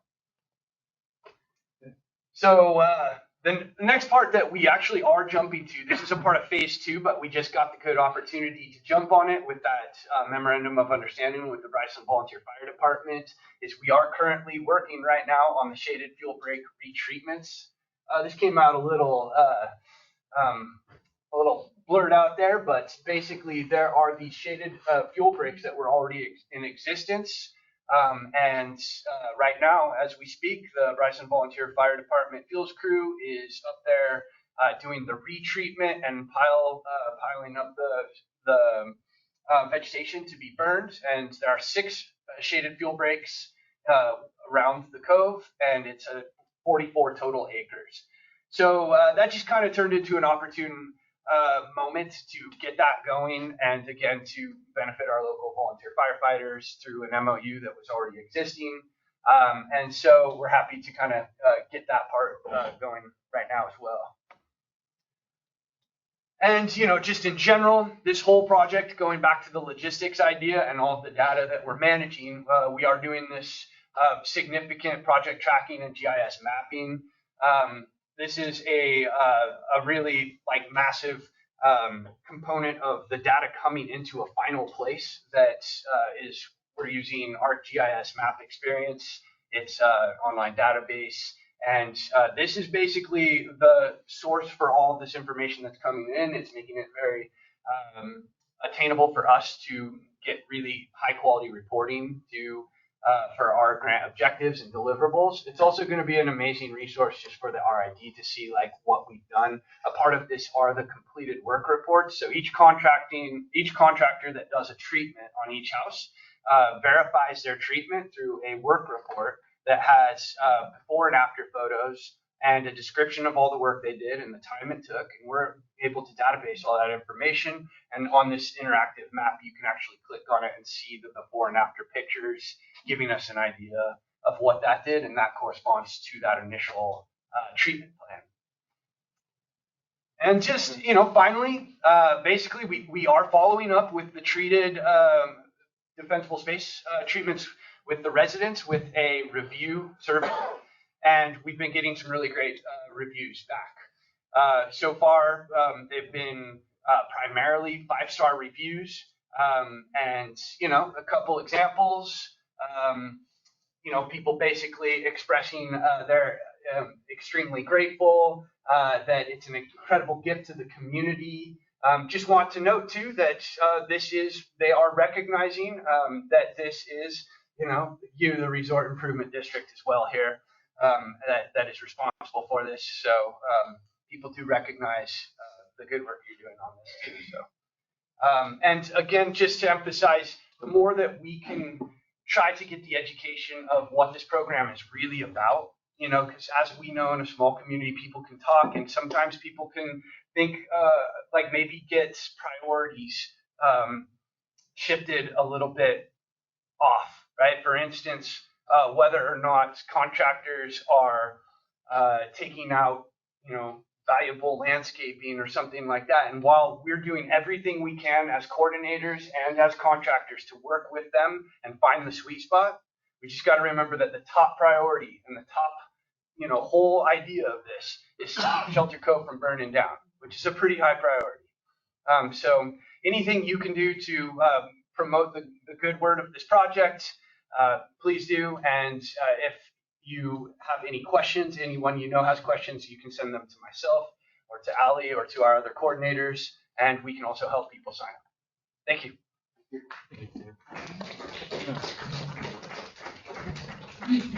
So I just want to say before Tanner's done is this process started in 2021 with a group of 4 of us at the RTP. I remember looking at this grant and having another grant, which is our roads grant, going to Redway right now, and them coming in at the same time. I remember telling the previous GM, like, I don't feel comfortable putting into this grant unless you guys are going to help me out with it. I'm the only one left of those 4. So yeah, I wouldn't be able to do it without Tanner and the crew. This is literally a once in a lifetime opportunity for the district, and we're getting it. And I'm super excited about the process and the plan that we have going. And wildfires is legit, and it kills me to think about the conversations we're having with raising rates and all this other stuff. Our property insurance is going to go up. My fear is that the rural areas are gonna take the brunt of what happened in LA because we're the most quiet and we're not gonna pick up as much of a fight as they are in the cities. Our map did not change. All these millions of dollars of fuels reduction, all of our hydrants didn't change our wildfire hazard severity map. It's based on fire, on fuel, weather, and topography, and we have the worst of all of that right now. The only thing I can really do as a fire chief is take out our fuels, and this is what we're trying to do with this. So, thank you, Tanner, for explaining that, wonderfully. And again, we just really need to make sure that people know this is a community effort. That your neighbors that are not clearing your lots are going to increase your homeowner's insurance, and it's nothing RID has control over. This is the best way we can go about and do that. Go in and use this ordinance to abate on compliant properties and then maintain them. This is going to get us to a level standard across the coast, right? The biggest complaint I hear is I just can't keep up. I bought this law, it's overwhelming, I can't do it. This kind of gets rid of that excuse, right? We're going to come in and say, all right, we're going to put it all to a legal level standard, and now we have to maintain it. And I've been upfront about this board, I've been upfront with the communities. After this comes through, we are going to have to abate people that don't maintain their property. It's for the good of the entire community. A little bit of pressure in the local community is not a bad thing too, depending on how you do that. Talk to your neighbors. There used to be a gentleman's club here that they go out. I know Dale was cutting and cleared almost as many lots as our contractors have already. But that might be the next step too after this, because I have a feeling we're not going to see this kind of grant. We're going to be continuing to go after other grants. We will get some grants, especially for controlled burn and prescribed burning stuff. But yeah, this is kind of our last federal level full treatment grant. I don't think they're going to give us another one like this. So we're taking our best chance at it, and I'm really excited for where it's going. But we are going to hit some roadblocks along the way, which is the pure numbers that we're working on. Any questions? Yeah, when did the abatement letters go out then? So the abatement letters, the kind of the tricky thing with that is to legally abate them, there has to be a fire threat. And right now, until anything gets really green, there's only a handful of properties that I can say, all right, they're dry enough, they have enough garbage on them that I can abate. So I want to wait until early summer to really say, as the fire chief, your property is now a fire hazard. And so that's going to fluctuate. One is we have to get out and see and get the number of the APN numbers and everything down there. And then we can put out the notification that, hey, this process is going to go and we're going to abate, but we can't put out the actual abatement list. That has to be flown publicly. So we can tell them, and that's kind of the intent of the letter is, we're going to start abating. Your property's been basically notified that there's a possible abatement, and then gives them the ability to say, no, my property's fine, and then we have to do the appeals meeting, and that will be a meeting here. And so we still have to go back in time out and say, all right, if we put the letters out in June, then when will the appeals meeting need to be able to actually put the contractor in? And we're looking at probably mid-July to August before we can actually say, all right, here's the properties that we want to abate. I'm hoping that when we put that letter out, we have a ton of people that are like, oh crap, and they're going to fill out the voluntary form and say, oh yeah, why wouldn't I take advantage of this? It's the people that we can't get a hold of. And there will be a handful of people that just don't want us on their property. And then Tanner and I will have to look at those properties individually. And hopefully it's under 100 of them. Then we can go back and say, hey, is this a problem property that we already know of? Is there other issues with it? It's not just a wildfire abatement issue. We have the house that's burnt down on Parkview now. That's another one. That could be a wildfire abatement or a nuisance abatement too that we'll have to look at. And then it will go, basically it will go, instead we usually have to send it to the county. We won't have to do that because it's going to be covered by the cost of the grant. So we won't even have to put in for a lien or anything. But we're hoping by end of July just to keep with our time frame of starting those vacant properties. Cool. Yeah, that's what I was wondering. And then I was also curious. So do you guys get to work through like the winter? Is it like, oh, awesome. Okay, cool.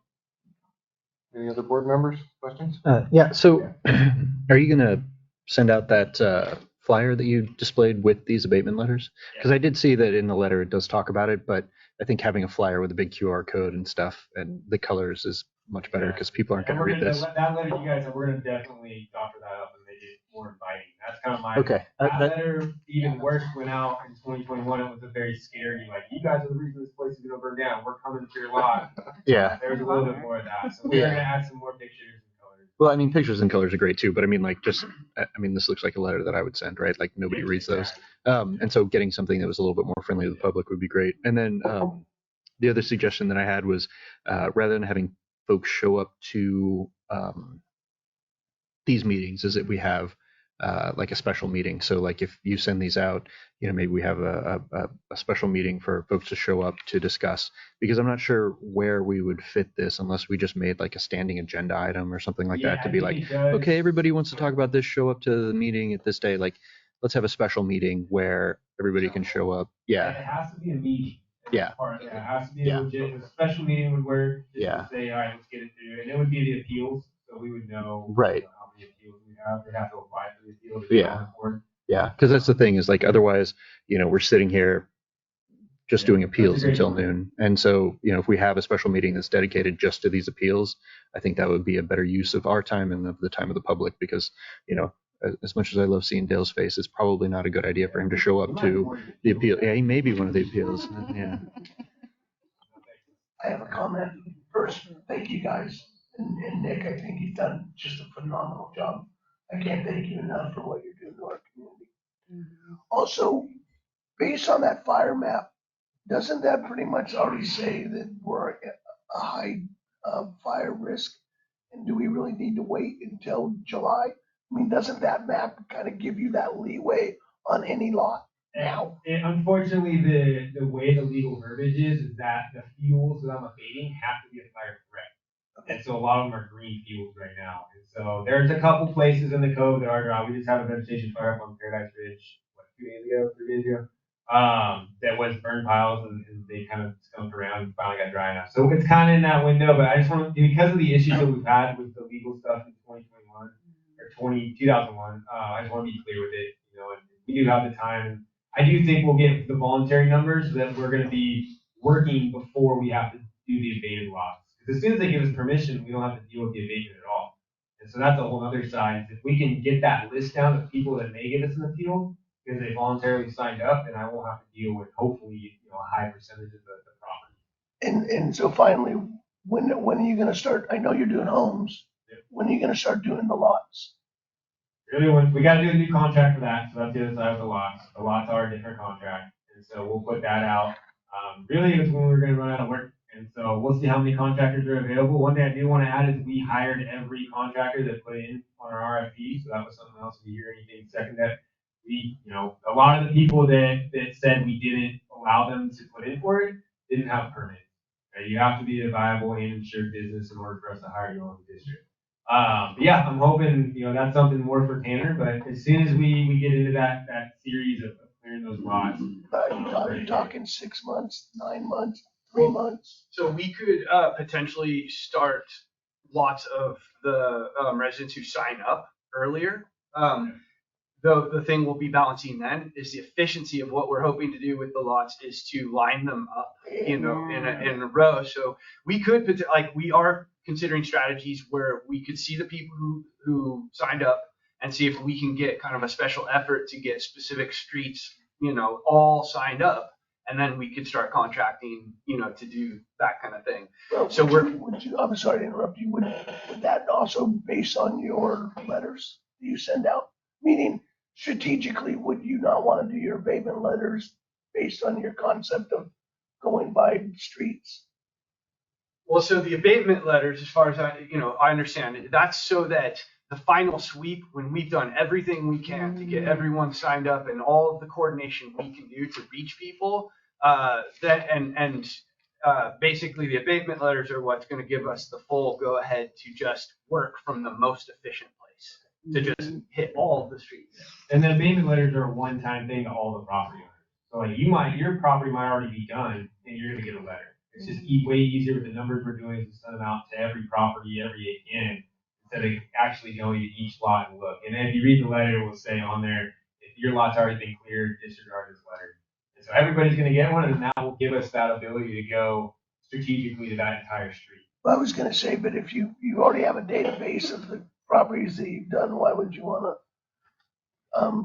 pay the homeowners, but whatever. I mean, No, it's the one, people that have already done it, they're gonna fight it, right? If you say like, I've already cleared my lot, I don't want anything, instead of driving around the code again, looking at all the lots that get treated between them. But yeah, we have the database on the ones our contractors have already done. They won't do it. Gotcha.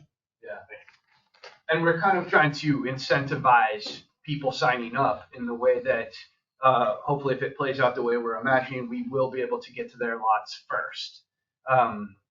That would be the incentivization to sign up.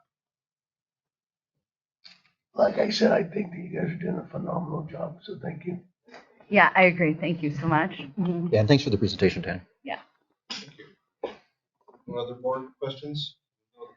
Public, any questions, comments? Step up to the microphone, please, sir. Hi, Mike Brewer. I just want to say a couple things quickly and make a suggestion for your consideration. First off, fantastic job getting this to this point. You guys worked hard and Chief, thank you been involved from the beginning. I'm sure you feel proud. You should feel proud to have gotten through. It's just a great thing, and personally, I had my daughter and father had to evacuate from LA fires, and I had friends who lost their homes in Eaton Canyon fire. So this brings it home how important this is, and you guys have really stepped up.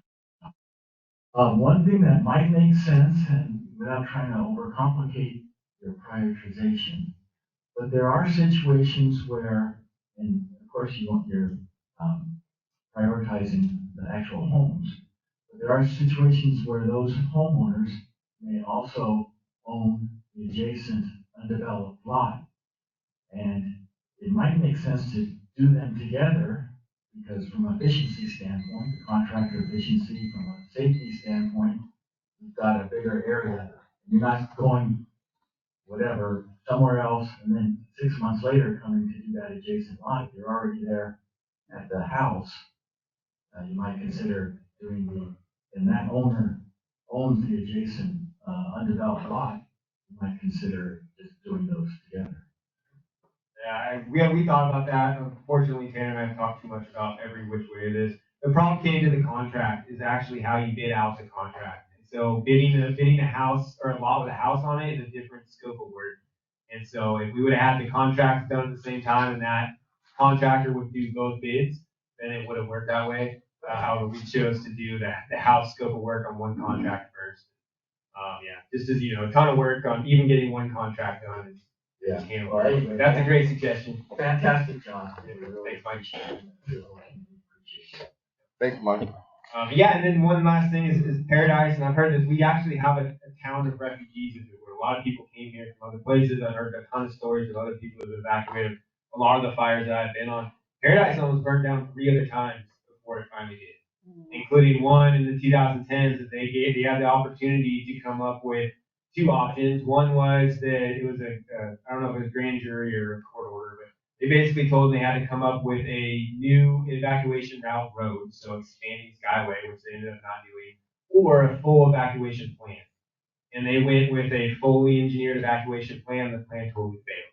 They had it was a very thorough plan. It was sequential how they were going to evacuate the town in order to keep the traffic off the evacuation route, in order to keep the evacuation route solvent. Well, the fire hit all the zones at once, and it got rid of that sequential order.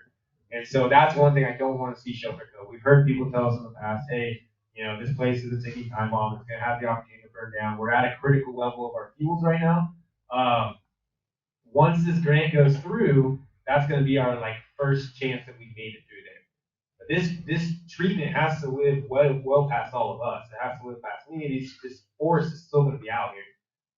And so that's where this ordinance is so important to our entire community. And we're going to have to update this one day. So we're going to do this. you guys will hear from me again. It'll be ordinance 63 by the end of it. We will have to update this ordinance to keep up with what some of the other communities have done to make it a little bit more of aggressive of an ordinance. That's kind of our next step. Once we get to that. So, thank you guys. All right. Any other public, any comments, questions about this topic? No? I know we had like a ding. I don't know if that was somebody joining or a comment or something. Oh, okay. I think somebody else joined. Somebody joined. Oh, okay, great. Okay. So we can move on to correspondence discussion item number 7. Parks and Recs Committee reports. And who's doing that? Perfect. Yeah, I'm kind of, it was, the board wanted just a brief synopsis of what our discussions were like at these committee meetings. We're working on gathering information from our survey that has gone out to the public on what they would like to see prioritized. So we're still collecting that data. I won't go line by line here because it's just a lot of discussion and you guys can read it. If you want more information on this, you can go back and listen to the meetings. This is just put in here for the record. What I would like to talk about briefly, and what we are excited about, is our upcoming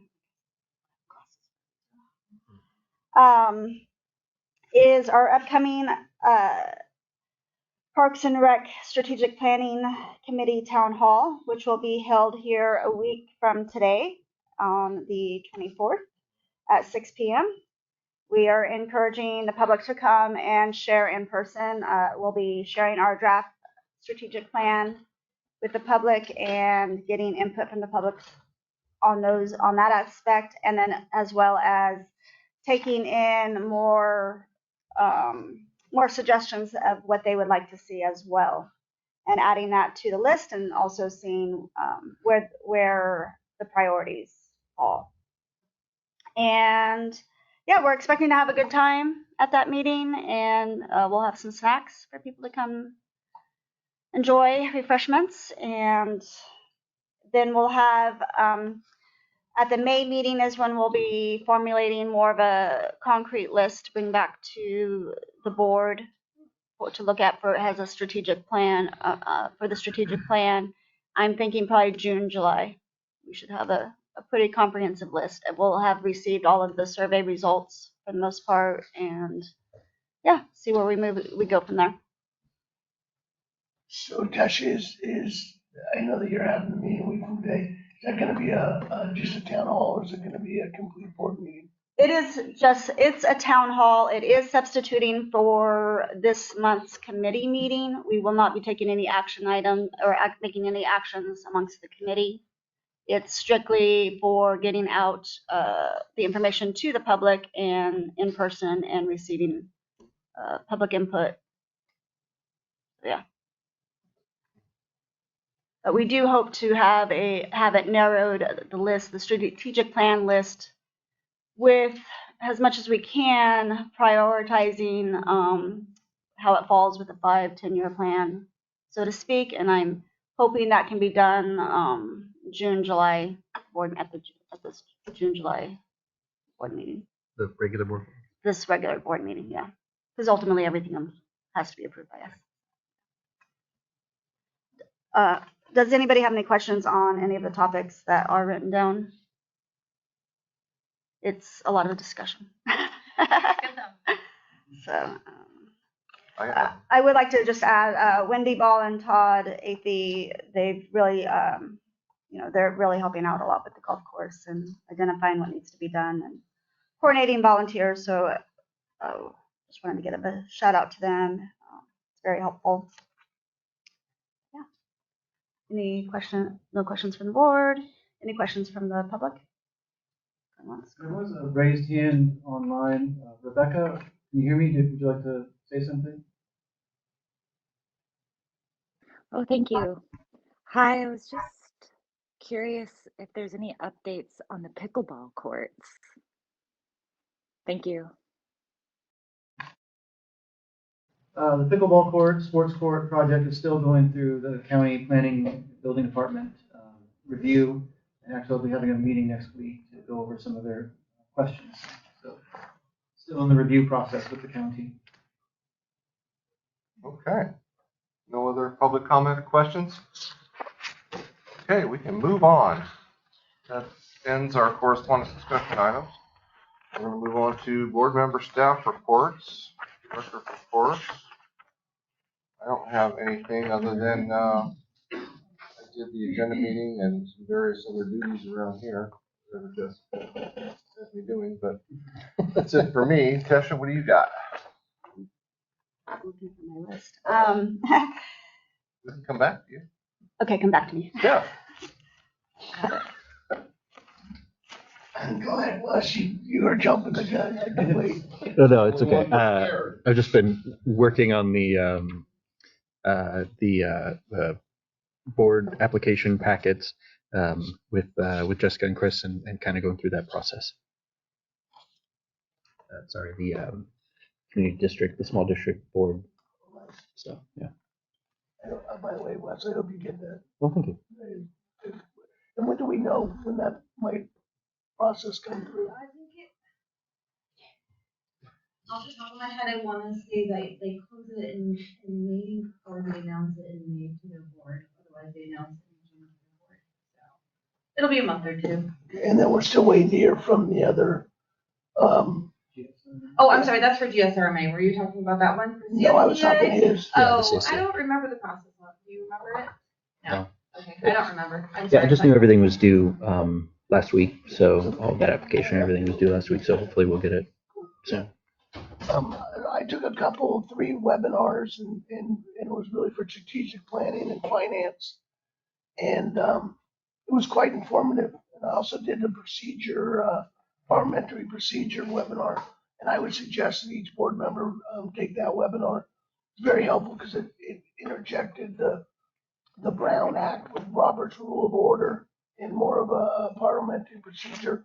And I think that it would expedite our meetings if we adhered to it. And it was actually probably the best webinar I've come to. And the other one was, again, back to the financing and having the reserves. And that was very informative, and especially when it comes to a water board.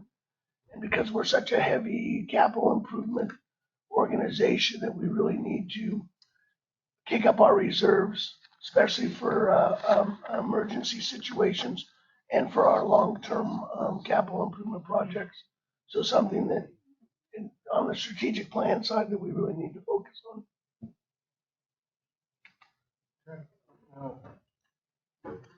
Back to me. Kristen? I'm gonna check out those webinars. I mean, I had a few businesses come up to me and complain about the electricity rates for businesses, and I did look it up, and I guess our commercial rates are like double what like is normal in California. So, but yeah, just talk to people, and yes, I'm putting webinars on my to-do. All right, Tesha? Yes, I didn't find my list, but I did do the live webinar Brown Act, which is very informative, and they should have that updated on the CSDA by now with the most current rules in regards to the Brown Act. And I met with staff multiple times, liaison with the office staff, met with, and I didn't see it in your GM report, but I did meet with Chris and the water department staff and Walker Wise with Sanctuary Forest down at the water treatment plant. Was that this month? Oh, okay, I thought it was at the end of last month. Okay, well, that's what I did. And and hopefully we'll be having further discussion on that meeting at the next RID meeting as far as when we're looking at our water, replacing our water treatment plant. And then also, of course, I think you'll probably have this on next month's list. And then I also met with the water department and Chris down at Telegraph Creek in the county before they began repairs on the bridge down there, just to see the scope of work and wanting just to see how that was all going to play out and on an environmental mitigation impact was one of my concerns. So I had those concerns addressed, and super excited to hear an update on how that project's going. I think that's it for now. Okay. That's it for board directors reports. Chris, take it away. Yeah, I did want to answer Jeff's question about the CSDA board too. I looked it up.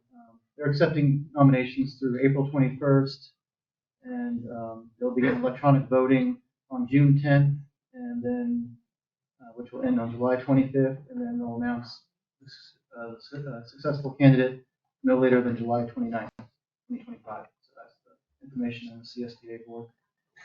Wes is nominated for. And then I just have one more thing to add.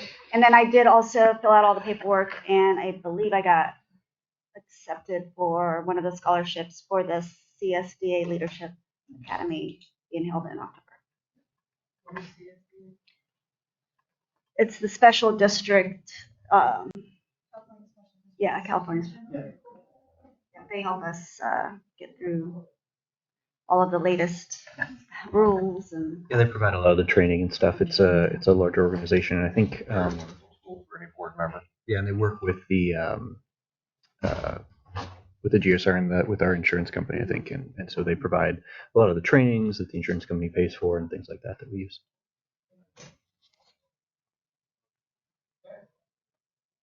Chris, you're up. Moving on to general manager's report and the activities I did here in March. Attended a CalARP inspection, which is the California Accident Release Prevention program, which monitors hazardous materials in our plants. Visited the generator plant, wastewater, and water treatment plants with staff, with the County Department of Environmental Health. Inspected multiple failed culverts and corresponded with the county on the possibility of repairing them. In fact, staff worked on a temporary fix on the fitness trail, which is the photo in the report there. Worked on the board meeting reports. Began work on the next fiscal year budget. Attended the monthly steering committee meeting for the county's multi-jurisdictional hazard mitigation plans 5-year renewal. Also attended an online meeting with the Weast Law Group on potential Inflation Reduction Act tax credit funding, possible solar projects in particular. And on that front, continued meetings and correspondence on the potential for a Shelter Cove microgrid project, which is we're aiming to determine right now eligibility for a PG&E microgrid incentive program grant eligibility. I do have bad news on that front. After much communication, PG&E says we are not eligible for that grant program because we are not retail customers of PG&E. So that eliminates us. We are distribution customers, so I guess there's a difference there. Submitted the disaster preparedness assessment report. Thank you, Jerry, for providing that great presentation on that. Yeah.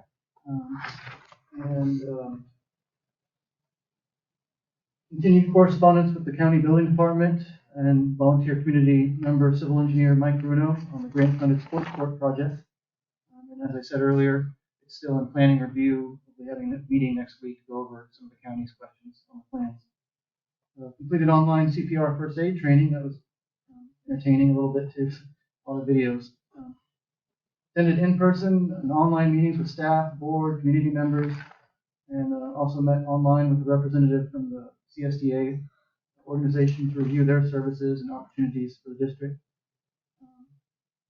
Also attended an online meeting with our firewall cybersecurity provider, which apparently does not coincide with our website. So I have to look into that. We had a recent, yesterday, our website was down for a little bit of time because of a DDoS attack, cyber attack on a server. Our website manager repaired that. So just to let everyone know that. Worked on updates to district ordinances. And then here, corresponded with the county on the Telegraph Creek Road closure and imminent repair, which I'm happy to inform you has started. Repair started on Monday. And they hope to have this done within 3 weeks and have, what their plan is to have 2 rail car bridges side by side going over the creek. So the road will be open hopefully this time next month. Also met with staff, board, and sanctuary forest at the site to discuss potential comprehensive plans for that project. Hoping to get the permanent fix, not rail car bridges, but what the county wanted to do originally but cannot do due to funding is one large single culvert and make it with some swales, a little bit more fish-friendly intake structure for our plant, and not have to come back to this later on. And then also met with a representative from State Assembly member Chris Rogers' office, who came out here on the day of the tsunami test drill and surf barbecue. So that was kind of fortuitous. This Assembly member's representative met with some of our board members and community members and gave her a brief tour of the district. And that concludes my activities for March. Yes. Okay, so I did attend a couple of those meetings with Chris, specifically definitely the CSDA one and with Weiss Law. I do want to highlight a couple of things in my report here.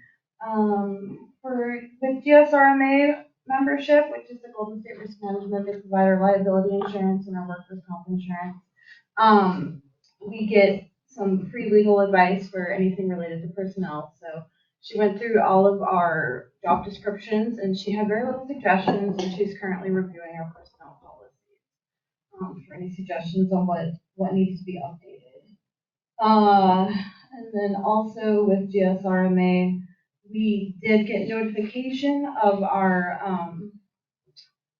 scoring for risk management, which is what I was talking about last month with completing trainings and other things that we can do to lower our risk rating. We scored 96 out of 110 possible points, which gives us a 7% return on our payment. So last year's payment to GSRMA was right around $250,000. So that resulted in $17,372.39 that we'll receive back. If we can increase our score next year to 10%, that would have meant this year that would have been an additional $7,445 that we would have gotten back. So I want to be committed to raising our score up to at least 100 so that we can get that 10% back. We got our estimate for this year and it's gone up almost $50,000. We're looking at $298,000 this year for our insurance. And Chris, can you pull up our website? I have been working on a new calendar for our website. Currently, what we do is we load a PDF of the calendar that goes out with your bills. So we have a little bit more. I don't know what word I'm looking for.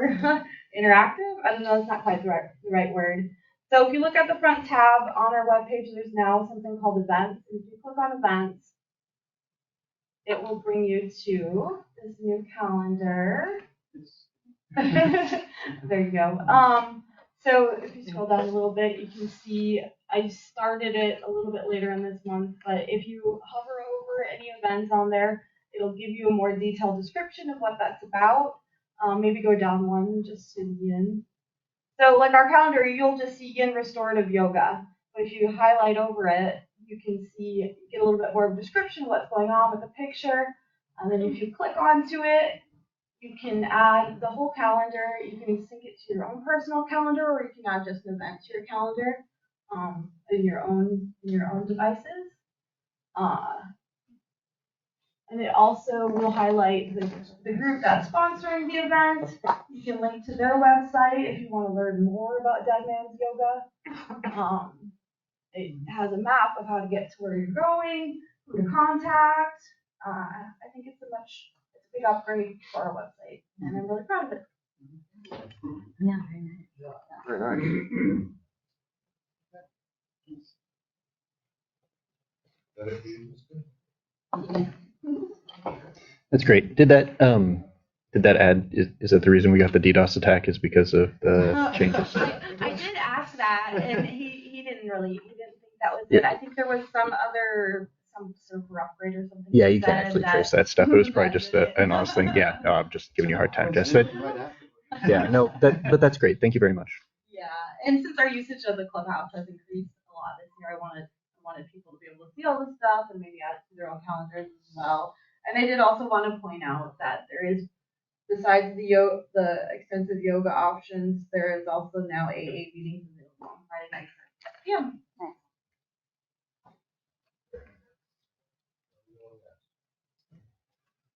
Is it Frank? Next is going to be wastewater, water, and Frank is here. I did want to announce too that Frank, our water wastewater superintendent, is stepping back and allowing Travis, our senior operator, to become the water wastewater superintendent effective this week. So This week? This will probably be Frank's final go at the board meeting. Travis will probably be next. Who's running things right now? Yeah. You guys are here. Yeah. Oh. Okay. We can do a lot of things remotely. So go ahead and take it away, Frank. Travis. Well, he's already told you about Travis, so I'm here just to go over like same stuff as we usually go over, so Travis can kind of hear what we do. Ours, our stuff last month going on, the major ones that Chris talked about was the CalARP inspection. Kind of guys came out and inspected all our chlorine stuff at the wastewater department, water department, right? And gave us a few pointers on what we need to keep up on, so we are doing what they suggested and keeping up with. You guys seen the road out there at Landis? We went over and cold patched all that. Seems to be holding up a lot better than the county's cold patch, because we went out and actually camped it down and made sure it was supposed to be on the ground. So hopefully it'll last a little bit longer.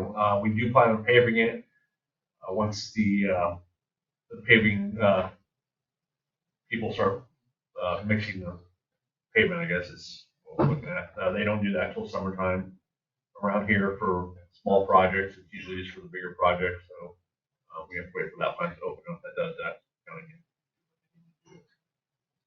We had Downing Electric here to go over our W well site, what they need to do once we get everything taken care of, and all the pipes put in and everything where it needs to go. But that's one of our projects on the back burners right now with Program Week going on, our biggest project going on. They were also here to help us install a VFD at our Bud site that's for our pump up there.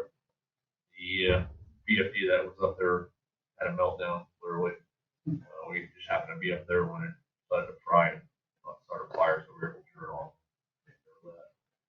off. We did have company Clay Valve out here. They come out annually or biannually usually just to go over our valves and how to work on them with all the people here. So you guys refreshed. They also went up to Bud site with us to see about putting up a new valve up there to let the water in from Jeff's system, which is the north system, or excuse me, south system is the north system. So we can move water from the computer instead of having to go up there and open a valve every time we have an issue. That's become a real big issue right now with having to drive 20 minutes around one way to open a valve and 20 minutes around again to close that valve. So that's something we're looking at too. Travis here, he's working on his backflow prevention with pressure training, so he's actually got a class next week, I believe. He's got to go back down and do hands-on testing so he can get his backflow prevention re-up. So he's current in that right now. We're not current in that, so we can test any of those backflow preventers that I'll take care of. He talked about the county culvert that took out the fitness trail over there. We've got a temporary on it right now with Telegraph Creek being repaired. The contractors, Wilcox, are pulling out some concrete that's down there that we're going to use for riprap to fill in that big hole that the culvert took out over by our sewer line, so we can rebuild that back up and get that reburied. It's going to take a little bit of time, so once we get all that material, that whole job completed, we'll start working. We had a water main break at Ridgeview Circle. We were actually looking for the water when the customer called and said, "Hey, we found it," and that actually helps out a lot more. And you guys see water that's not normally there, please call. terribly dangerous, you know. Other than that, we had a lot of trucks in for maintenance and repairs this last month. Some of the newer trucks have those newer engines, and my old truck, we sent in and actually had to get her engine replaced in the past. This time it was actually Travis's truck. They were able to find that the exhaust on the valve was having issues, so they replaced the whole head on the engine, get that all taken care of. Change of oil, one of the older trucks, replaced the joint for shock tires on that one also. As trucks get older, a lot more maintenance. We are keeping up right now, as you guys know, with the Telegraph Creek stuff going on. We're using a lot more water right now, trying to keep the bottom of the system, mostly Kennedy, full or as full as we can until they are not, or they're done working on it. So we may be working more on weekends where we can refill Kennedy if we have to, refill the dam while they're not there working on it. So it's all dependent on what's going on out there. So about all we got right now. Any questions? Cool.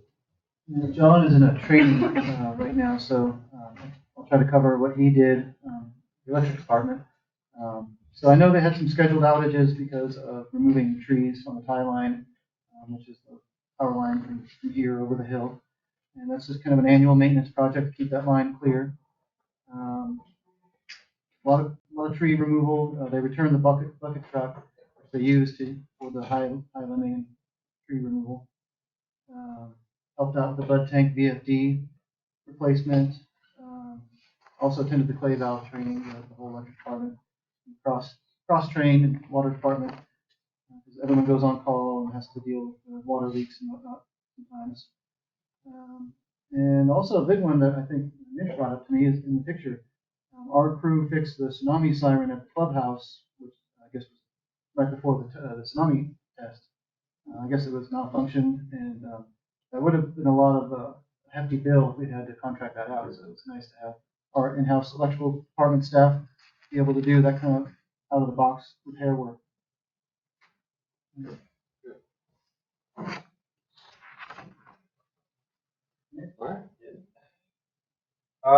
Yeah, so March, really from the report that you guys have, the biggest kind of highlight of the March report was our rescue out in King Range. As far as Shelter Cove fire goes, the heroes of that call were the Coast Guards that came in with a really cool helicopter to take that with. The ability for us to get out there and actually find that guy, for anybody that's flown in a helicopter in a big piece of land, it's not easy to find somebody. And so that guy, I've done many rescues out there, and the hard thing is everybody waves at you. So as you're flying along, you say, we're looking for a victim, and everybody's waving at you, you got to land at every person and see if they're a victim, right? You can't talk to them. So I know the Coast Guard crew is very, very happy that we were able to go out there and find them.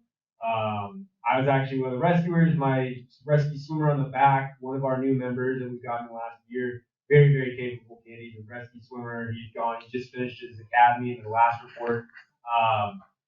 He spotted a guy from about 40 yards offshore. So I'm having to watch the waves and look over and look for the guy. We were told he fell and he was on the beach. He was actually 100 foot up the cliff. So when I looked over, it looked like a white garbage bag on the side of the cliff, and he just had good eyes and was able to spot him. So Frank and the other boat crew showed up after that, and we were able to keep the guy in the spot. It was a legit life or death situation for that gentleman. So for folks that haven't read the report, they went off trails. There is a game trail in that area that can be misleading. Whether or not they knew that's what it was or not is still up for interpretation. They went off trail, and the guy slipped, and as he slipped, his partner caught him and couldn't hold on to him anymore and let go. And he went sliding down to what he thought was death and got caught halfway before the bottom. And where we found him, he was in on the slane slide. And our rescuers couldn't safely get up to him, and he couldn't come down, couldn't go back up. So how the entire rescue went down was as perfect as was how it could have gone down. The Coast Guard came in. We've dealt with that area before, so before I even left to get changed, I called for the Coast Guard because we knew we were going to need them. They took the mission that is out there, and we ended up beating them there, which is pretty cool for our team. That's a long way up the coast by jet ski or boat to get to Miller Flat, which is this southern portion of Big Flat. But yeah, the crew was great. We got out there, we had good comms, we had good ICS the entire time. Tanner and his crew was a multi-agency tech rescue came out just in case we had our plans covered in case the Coast Guard didn't work out. You always want a contingency plan and an emergency plan. So that went great. And then the next 7 days, I answered about 40 phone calls for interviews from anywhere from local media all the way to USA Today and LA Times. It was kind of one of those for us. That's kind of turned into a normal rescue for us, which is kind of crazy to think about. But it was big news in the area with the Lost West Trail. So why I emphasize that is even though Shelter Cove is a very small community, they're getting millions of people visiting Lost Coast. And the trail itself is becoming more and more popular. Two things is one is the RID eventually is going to have to tap into that as part of coming here more than we are right now. And the fire department has to stay on top of that. And so we've been working, we do have a very fire department friendly group at the BLM King Range office right now, including Angus, who's one of our captains, the town chief, but he'll be retiring soon. When that changes, we don't know who we get. We've had different relationships with the BLM, but since I've been here, about 3 different ones. And so trying to secure funds for what we do out there is really important. We had a very small grant get tabled with the new administration, like $10,000, which is almost not worth doing the grant, but it was money coming in for those responses. That rescue itself, just the personnel time, the equipment time, could have been for the RID, probably $20,000 rescue for what we put into that and having the stuff on call. We are going to try and bill the parties. There's no, I would say very, very unlikely that we get any money back from them. But we still do bill for negligence. That's an option that we have. In the past, we have been getting paid. Normally it's from a commercial entity, a company that has some sort of high dollar insurance. It just doesn't want to deal with it. Normally vehicle accidents, so we can get some sort of reimbursement. However, those type rescues that are not on our ID lands, that we're the only ones that can go implement that rescue, that is a cost to the district. However, tourism is also getting into our community, so we've got to balance that. So I'm not going to say our guys aren't going to respond out of our district to those calls. If it's one of our family members or a community member, we don't know until we get out there. However, there is a tax to that. So we're constantly balancing covering the district while going out of our area too. So great response. The jet ski and the boat both worked appropriately, and we were able to make sure those victims both got back to safety. And then we had LZs and ambulances here too. So very large rescue from really wasn't that dramatic once we were able to get them in the helicopter. Other than that, the call volume has been very slow. So thank you to the community for being safe. It makes our job a lot easier. Again, I don't want to see all this nice apparatus move if we don't have to. So if we're going somewhere, it usually means somebody's in trouble with an emergency. So 9 calls is fairly slow. We average around 20. So if we can stay below 10, that's amazing. Allows us to catch up on paperwork and training and everything else. So we also did the tsunami warning, as Chris was saying. We had a nagging issue with the community center siren the last 2 years. It would go from working to not working. We couldn't figure it out. We troubleshot everything. For us to call the techs and bring them out here can be anywhere from $6 to $15 grand. And so basically the guy comes out of Wisconsin and he can go through our whole system. Most of it they can do satellite, but we couldn't figure it out with this. And so what it ended up being was the main ground cable way up in the top of the siren was loose. So when the wind would sway it, it would pull out and we'd lose connection, then we'd go back and we'd get connection. So it kept giving us a weird diagnostic test on our base station. So Johnny went up there and he found it, big gauge wire was just barely out. So he put it back in and then it worked great. So we had already swapped batteries and did other stuff to try and troubleshoot that. So that was a great saving and using of the team to make that happen. Into the project reports, not a lot to add. As you guys can see in that, the way I'm kind of laying it out for you guys, if there's an update, I'll put the update in there, but the reports itself most of our projects are ongoing. So I'll leave that in there for you guys to check out. Most of the updates are moving forward with projects. The biggest difference between last meeting was we thought we might lose the USDA grant for an extended period of time. That came back, so that was great. The Cal Fire evacuation route, we're like one month out from being done. They're going into Bryceland right now. It looks amazing. I've heard a ton of compliments for that. And that was working with the county. The county's going to come back and mow that for in kind too, so we're going to get more credit towards the grant. And we're gonna do it under budget. So I still have to reach out to CAL FIRE after it's all done, be like, hey, we have another $100,000, you know, you want us to come up with something to do, do you want it back? And we'll have that conversation. But I'm very happy with, Tree Tactics, the contractor that's taking that off. And they're actually gonna come in to work on our other USDA grant as well. The OES engines, those are starting to go into production, so that's super exciting. And Tanner's one of the first on the list to get one of those. We got the new build outlook and what those are going to look like. And again, a refresher on that is, well, we're not going to get one. It gives 10 more engines that can come out from mutual aid help. So once we went through the selection for that, we had a much higher budget than a lot of other departments, and we already had 2 of those type trucks. So we were cut from that selection, but local departments that are close to us are immediate mutual aid are going to get those. So super excited. That's $2 million in grant funding coming into our area. The garage, I've gotten very in depth with every inch of the garage floor the last month, trying to get that all prepped up and ready for final finish on that. So we're doing a concrete stain for that to make sure it's going to be the first finished garage floor we have in the entire district. So I'm really excited for that. By the time we get these buildings up, we're so excited, just filling full of stuff. We never finish the floor, and then we're doing floor issues for the next 30 years. So I'll be trying to hold back everybody, including myself, and put a bunch of stuff in there until we can get that done. But once that's done, then the sky's the limit. Then we can get our electricity installed, we can get our shelving installed, we can get our final. Same thing with the new ambulance. So that I'm supposed to go out to Illinois sometime this month. It's going to get pushed off to next month, I believe. And hopefully by the end of next month, we'll have an ambulance coming here. And that's huge because that piece of equipment goes on every call, and it's for the community, for individuals to go and help them get them out of the code quicker. So that's been almost 3 years in the making, just under that. Other than that, the sleeper program, we're going to be flying some positions, which is really exciting. We have the captain's position to fill, volunteer positions. We don't have any paid positions right now coming up. But our volunteer captain position, when we promoted Jack, we still have that vacant. So we're going to be hopefully flying that here pretty soon. And then we're going to be opening up our sleeper program for more recruits. So the sleeper program is kind of a beta test for us to see, hey, can we take people from other areas?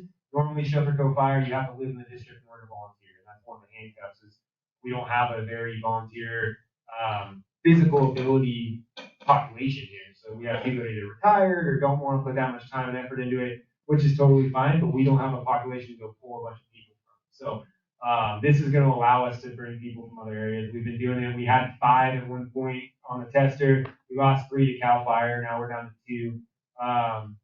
But it showed validity in the program. We actually saved lives, people that were here. It's like having full-time firefighters at our station do that program, but they do it for free. They volunteer.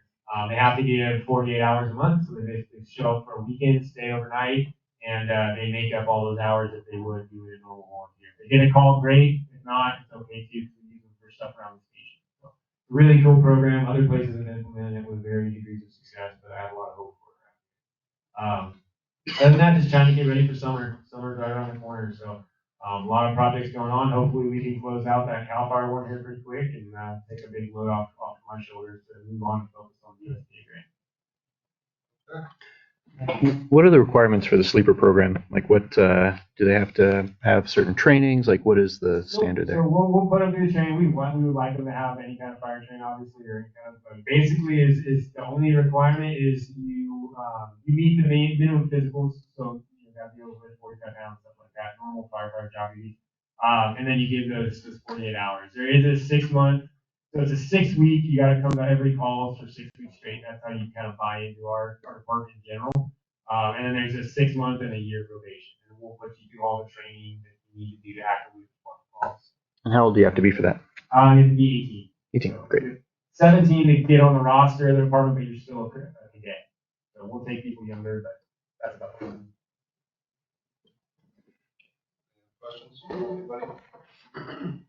You mentioned something about a new fire truck as far as the replacement of the other ones, something about no ring, whatever. Yeah, that's 4 years out. So the type 1 should be replaced every 10 years. We're going on 15 right now.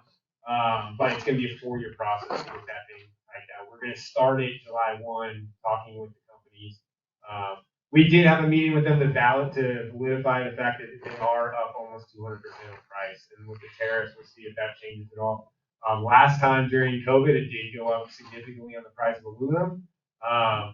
The same truck that we have parked out there, nothing has really changed on that truck technology-wise. The same body style, everything. 325, they're going for over 600 now. And so that our tax hasn't increased that high. So we're going to try and figure out how we can bridge that gap through loans. There are deferred payment loans and other stuff out there also, but paying cash 600 grand is not going to work. We got lucky with the last truck we purchased it just under 300 for the water tender out there, but this one has a very specific purpose. It's a quite a bit bigger truck with more technology on it. So keeping up with that is going to be a struggle, and we'll have to be creative with how we fund that. Thanks.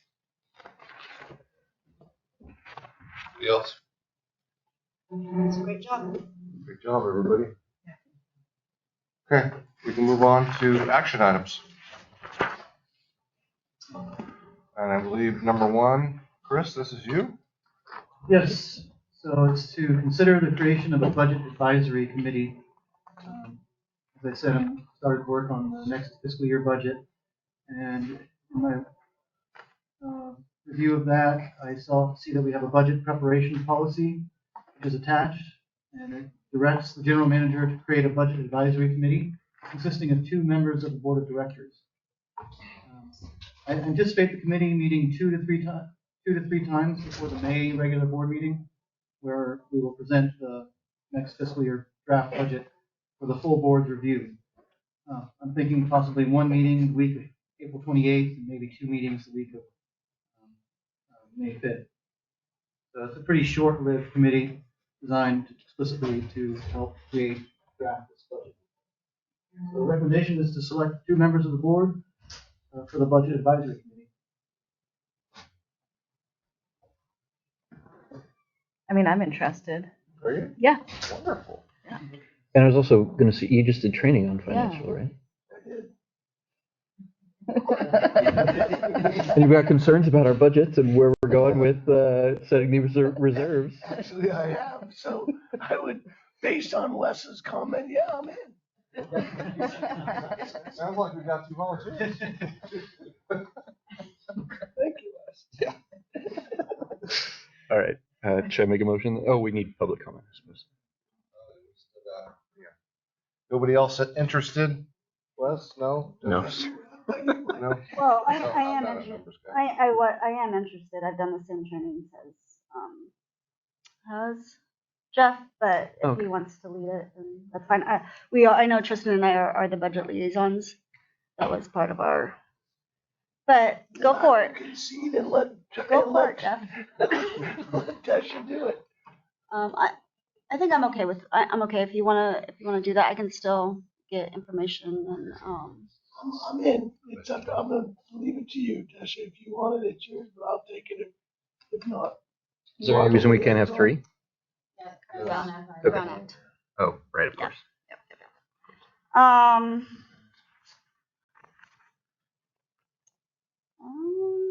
go ahead and let you do it, Jeff. Go for it.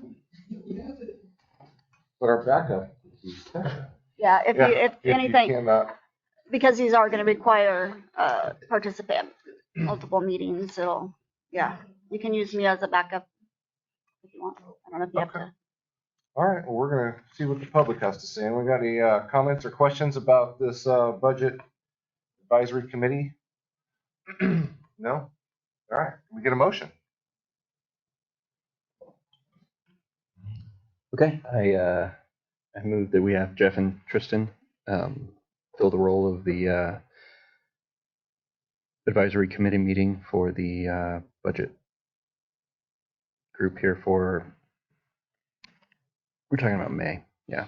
So I move that we select Jeff and Tristan as board members for the budget advisory committee.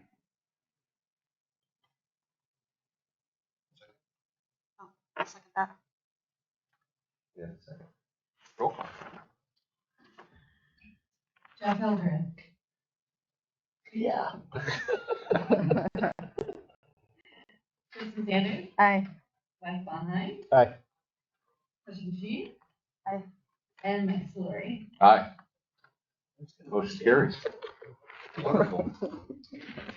Thank you for your volunteerism. Appreciate that, everybody. I'll reach out through email with meeting invitations. Cool. Okay, well, let's move on. Since we're knocking stuff out here, let's move on to action item number 2, update of ordinance number 72, administrative rate schedule for connection fees, first reading. Yeah, so we've already kind of talked about this a little bit today. And recreate all of the data that I presented last month. But basically to recap, the board voted to update ordinance 72, the administrative rate schedule for connection fees. And staff's recommendation was to lower the capacity charges for each of the 3 utilities from $9,000 to $5,000. The board also requested a yearly review of ordinance number 72, the first of which will occur in June 2026. The revised ordinance with track changes enabled is attached, and the ordinance will have to come back at the May board meeting for second reading, second and final reading, and then this will take effect in June 1st. Questions or comments from the board?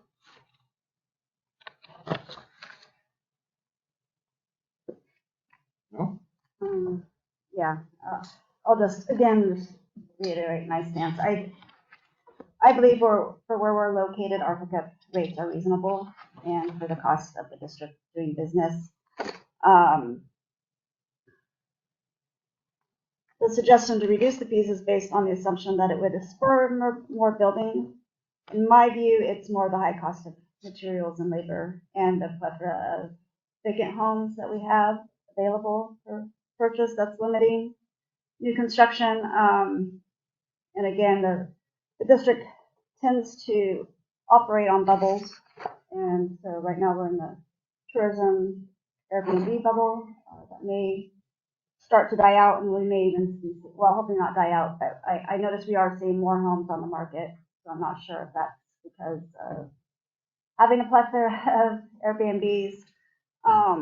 Also, our increase of providing infrastructure out here, or our ability to provide infrastructure out here is increasing how much that costs the district. If we were to be lowering the hookup rates, in my view, I think it's something we should be looking at if the special tax passes, where we have more property from all the different properties paying more into the infrastructure, including the vacant lots, then I think that's more of the time where we would look at lowering these hookup rates. And then just one, and I'm sure everybody's read it, but as far as lowering the hookup rates for the water, yes, we're going to be looking at this every year for review, but it definitely, if we had to go back and increase the water reconnection fee or hookups, that's a whole, it looks like a 2 to 3, possibly 4-month process, and being able to do so with what in regards to the water, it requires not just public hearings, it also requires mass mail outs to all of the property, all 4,000 property owners. And what has kind of, in my opinion, it's easier to lower hookup or lower fees than it is increasing the fees.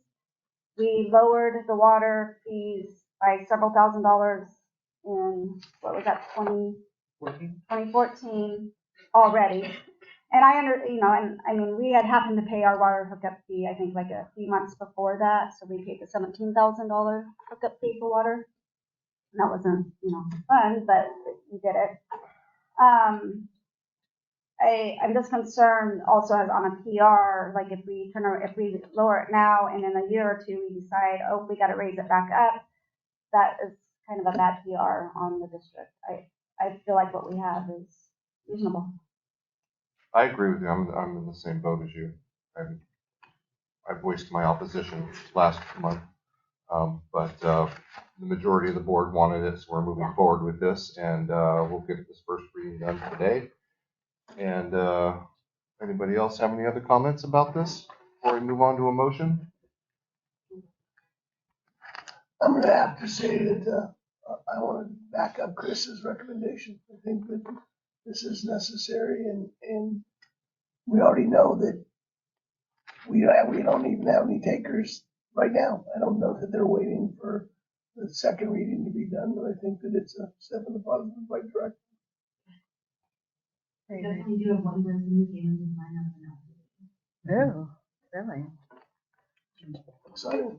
Yeah, I mean, I really do think we need to build up our customer base, and if this is, this is an incentive, and I believe in incentives, so we'll see how it goes. But yeah, I'm definitely for changing them. Anybody else? No? Go to public comment? Public comment on this matter? Anybody? No? Do we have to go to vote? First reading? Go to vote again? Okay. Let me get a motion. Let's just move forward. Yeah. I'll make a motion to approve changes to ordinance number 72 and bring back the ordinance to the May 2025 board meeting for a second and final reading. I'll second that motion. Roll call? Tasha Bashin, No. Mike Solari, No. Tristan Sanders, Yes. Jeff Hildreth, Yes. Wes Von Ryan. Yes. Motion carries. Sorry, motion carries.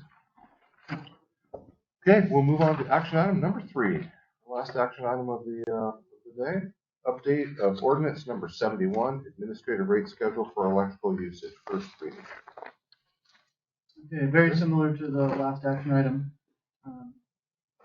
Last month's discussion was a discussion item on this topic, and the board wanted it brought forth as an action. So this is to update ordinance number 71, which I relayed. Had previously been updated in 2019 and then again in April 2023. And during the 2019 update, the board voted in favor of a 5-year, 3.0% per year increase beginning in July 2020 through July 2024, this last year. In 2023, the board also voted in favor of an additional flat $25 increase to the monthly electrical service charge. And these increases in electrical rates ended last year in July. We talked a lot about this in the lowering the electric rate for Tier 1 discussion item. At last month's meeting, the board voted to amend ordinance number 71 further by lowering the Tier 3 residential electric rates from 1.2636 per kilowatt hour to 0.6028 per kilowatt hour, which was what the 2019 rate study recommended. So the revised ordinance with track changes enabled is attached. Recommendation is to approve the changes to the ordinance and bring it back at the May board meeting for second and final reading. Okay. This one I'm all for. I like this. Anyway, I'd like to hear some board comments. Good. I'm up for it. Yeah. Yeah? Mm-hmm. Yep.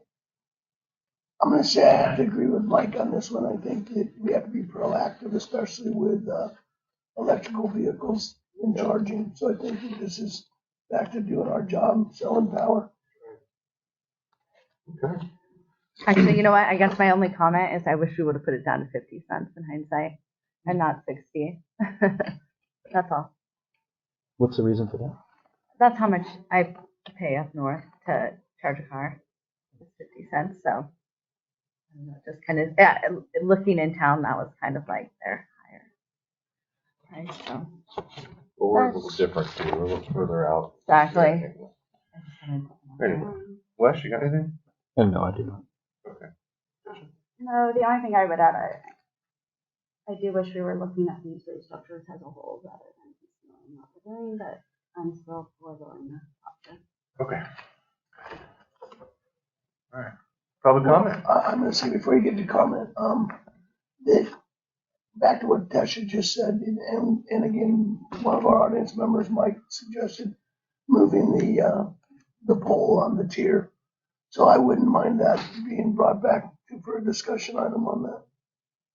As far as, not maybe whether we broach the first tier and and raise that rate up, which I agree with, but I also think that maybe if we're not gonna do that, maybe we move the second tier so that it picks up more of the first tier, so we can kind of change that too. So, yeah, I think it's open for discussion. It absolutely open for discussion. You can always bring that back to discussion item, next month.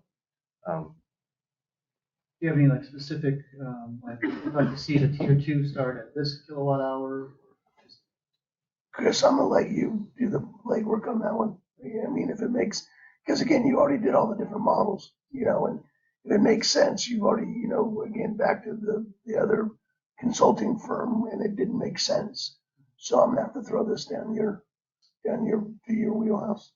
I personally, would really like to see if we could, to keep it fair for everybody, not just raising rates. If we could keep our rates where they are and do this tax, it keeps it fairer for the whole community as a whole to have everyone pay, as opposed to just punishing the people who are our customers that buy our electricity. I don't think that's fair. So if we can get that tax increase moved forward and it takes us out of our budget issues, I think that's a win-win for the whole town as a whole, as opposed to just hitting people that just buy our electricity. So at least we're doing everything we can before raising the rates. If we put the initiative forward and it fails at the ballot, then we have to look at raising rates. But as long as we inform everybody of this is what we need to achieve our goal, and they're aware, then I think that's a win-win across the board.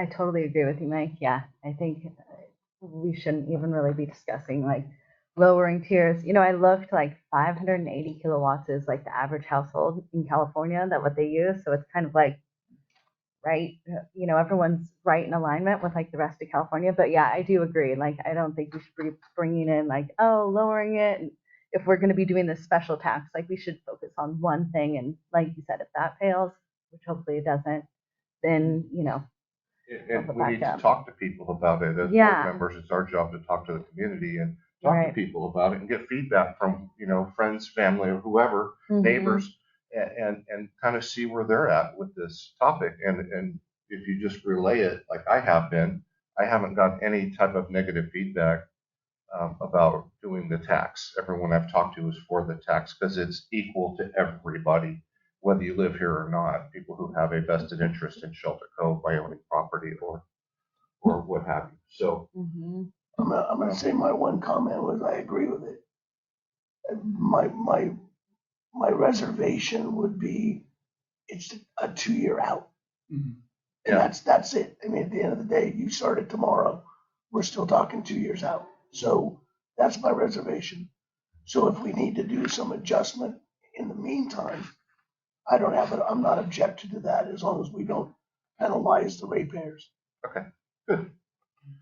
All right. And like I said, I do have another good discussion item next month on that special utilities improvement and operations tax. And just to put the other comments in perspective, we have 600 residential electric customers and there are 3,900 property tax paying parcels out there. So those are the numbers. Who's going to pay, I guess. Yeah, and I was even crunching numbers at $50 a parcel per year. That's nothing. That would get us way over where we need to be, including, we've got contract negotiations coming up in a year, and we've got the increase in prices for all of our, trucks and fire trucks and everything else. So I think we'd be in pretty good shape for quite a few years if we got that through. Yeah, and Chris, making sure for that presentation next month. I think a lot of the data that you're talking about, a lot of that can be gleaned from the reports we've already received this month. Just kind of looking at the rate schedule on that graph I had him bring up before. But Chris, making sure that if we do a tax, if it does come into effect in 2 years, to make sure that it's not like, oh, this tax meets what we need today, and making sure that it's something that will be sustainable going forward. Yeah, absolutely. For at least 3 years. The election I'm aiming to look at is June 2nd, 2026. But I don't know if it'll go into effect for next fiscal year. It might be probably too soon. Well, and one of the biggest comments or feedbacks I've heard from people on on the, Parks and Rec Commission is we need money in order to do anything in the Parks and Recs position or portion of RID. So again, it's something that we need. We need, as you've heard me kind of talk about today, I think that that's the biggest thing we need is we need to be able to finance and support our jobs. I was also curious about, so when you have an improved lot, your tax rate goes up. Is that what I was getting earlier? For the fire department tax, our tax is variable. So an improved lot, $99. And it goes up to $125 for an improved lot. So if the county changes, so you put a house or anything like that on it, and a commercial improved lot is then different. So Multifamily, commercial at 250. Your guys is again, it can go all over the place, but the current one that we're talking about, I think it's just one flat rate, right? Yeah, $80. And we went through this when we did our fire tax in 2018, and the county actually recommended that we went much higher on the homes and lower on the vacant lots. And we had the same discussion that Mike was just talking about, which is it almost penalizes the people who live out here. Now, people who live here are the ones that usually call 911, but there's also people camping on their lots. The fire threat was on the vacant lots. And so spreading that wealth around is basically what we did. We brought ours, 25 grand is what ours used to be from 1995 to 2018, $25 a parcel, and that still brought in almost 190 grand. And so again, it's just that numbers game of what's out there. And again, it's the community. If the community wants community centers and other stuff, then they can vote for it. And it kind of gives the board that get out of trouble free cards. They voted no for it. If you do your due diligence and put out a good, a good tax proposal. But I do think 2 years is a good estimate. Ours, we did 3, but we did 2 years of really campaigning to make sure that the community wanted our tax. But we were selling something that was still hypothetical at that point. Our fire department didn't have the report we have right now with the community, and the fire threat wasn't as big at that point. We hadn't had Paradise yet or anything else. So this one, I think the community kind of knows, and you guys are ahead of the game on it. So I think it's definitely something we can do sooner than later to get going. I think Chris is well ahead of it. Okay. Well, I mean, yeah, eventually, I think it would be neat if we could somehow, levy, I'm not for taxes, but I would like to see somehow, a tax on, vacant lots just to, encourage people to sell these lots or consolidate them so that, people could have, bigger parcels or, I don't know, it just seems like, that people that live here end up, taking the brunt of the taxes, but it's like you could just be, a vacant landowner and, pay them and I don't know. I would like to see something along the lines of that somehow come into fruition, making that, almost being there's the carrot or the stick, being the stick, hey, you're either going to do something with this parcel or not. I was going to say from this business that you guys asked on it. Yeah. I've never seen that presented here. I've been to a lot of meetings the last 15 years, and I've never seen a straight up discussion item on here's all the different ways the RID can get funded. And we talk about it. We have reports with raising rates. We have tax reports, ideas, but we've never just had somebody come in and be like, here's all the options to the RID. Being a special district that we can raise funds to give us those options and educate ourselves. We can go individually, go piecemeal it out. We had to do that for the fire department side. But there are some caveats with how all those taxes work. There are some with if you raise rates, you can only use them on power. Or we need guys to mow the golf course. And so there's some funding options that are more broad that help out a lot too. So that's really important to get the full picture on what we're asking when we try and raise those revenue routes. Right. Well, and again, and more importantly, we really need more feedback from the community. So maybe even back to Nick being proactive on the fire side and knowing that it's a couple years out. Well, maybe we need some town hall meetings and something else so we can get more feedback. So yeah, what you just said. So what would you like a consultant come in and tell us or we just figure it out amongst ourselves? Or I'd say staff would have to look into that. Okay. We are pretty simple with the rate study. That was one thing where we paid a lot of money and he only focused on rates. The tax question never even came up because we paid him to focus on rates. And we didn't use it. Yeah, so there's other options. I don't want to put any more work on staff, but we can look back at what the fire department did and some other things. But it's pretty complex, all the different ways we bring income into the RID. We can really tap into anything a city would do, but also what a utility would do. And so really the sky's the limit on it, but each one of those income lines has some sort of catch attached to it to how we can use it. And then tracking that on the side too. We have other taxes we get from the county. We sell our own brand of bottled water. Yeah, but again, cause and effect. Frank's got an idea to run a pipe over the hill and sell water to Whitehorn and float out the Eel River for the fish too. But it is cause and effect. For every reaction, there's a reaction. Yeah. So again, we need to, we have to be All prudent. right, we're drifting off here. Figure out how to charge Yeah. those fish. All right. So, anybody else got any on the board, questions, comments, updating ordinance number 71? No? Okay, public comment. Mr. Jackson. Been waiting 3 hours for this comment. Jerry Jackson, property owner, resident. I just want to support what Mike's concept was there about the property taxes. I agree with you 100%. I feel like we're finding a lot of this. It goes all over the cheap mix concept too. Just look at what our options are. I do feel like we spent so much effort trying to squeeze out a little bit more here, a little bit more there. And yet the property tax issue just like it. And so I agree with you, Mike. I'm glad you're bringing this back to our attention. I love your idea about let's see what the source for is out there. Thank you very much. Thank you, Jerry. Everybody else? Public comment? Yes, sir. I'm probably gonna see, probably next month we'll have airplane parking fee collection boxes out there. So invite all your pilot friends. Just very quick comment on, From my understanding, as you know, as I discussed this with community members, because I agree 100% that we need to generate revenue, and one way is across the board property tax. Would that be voted on just by members of the district, or is that a county vote? It's all members who are registered to vote in this county. So In the district.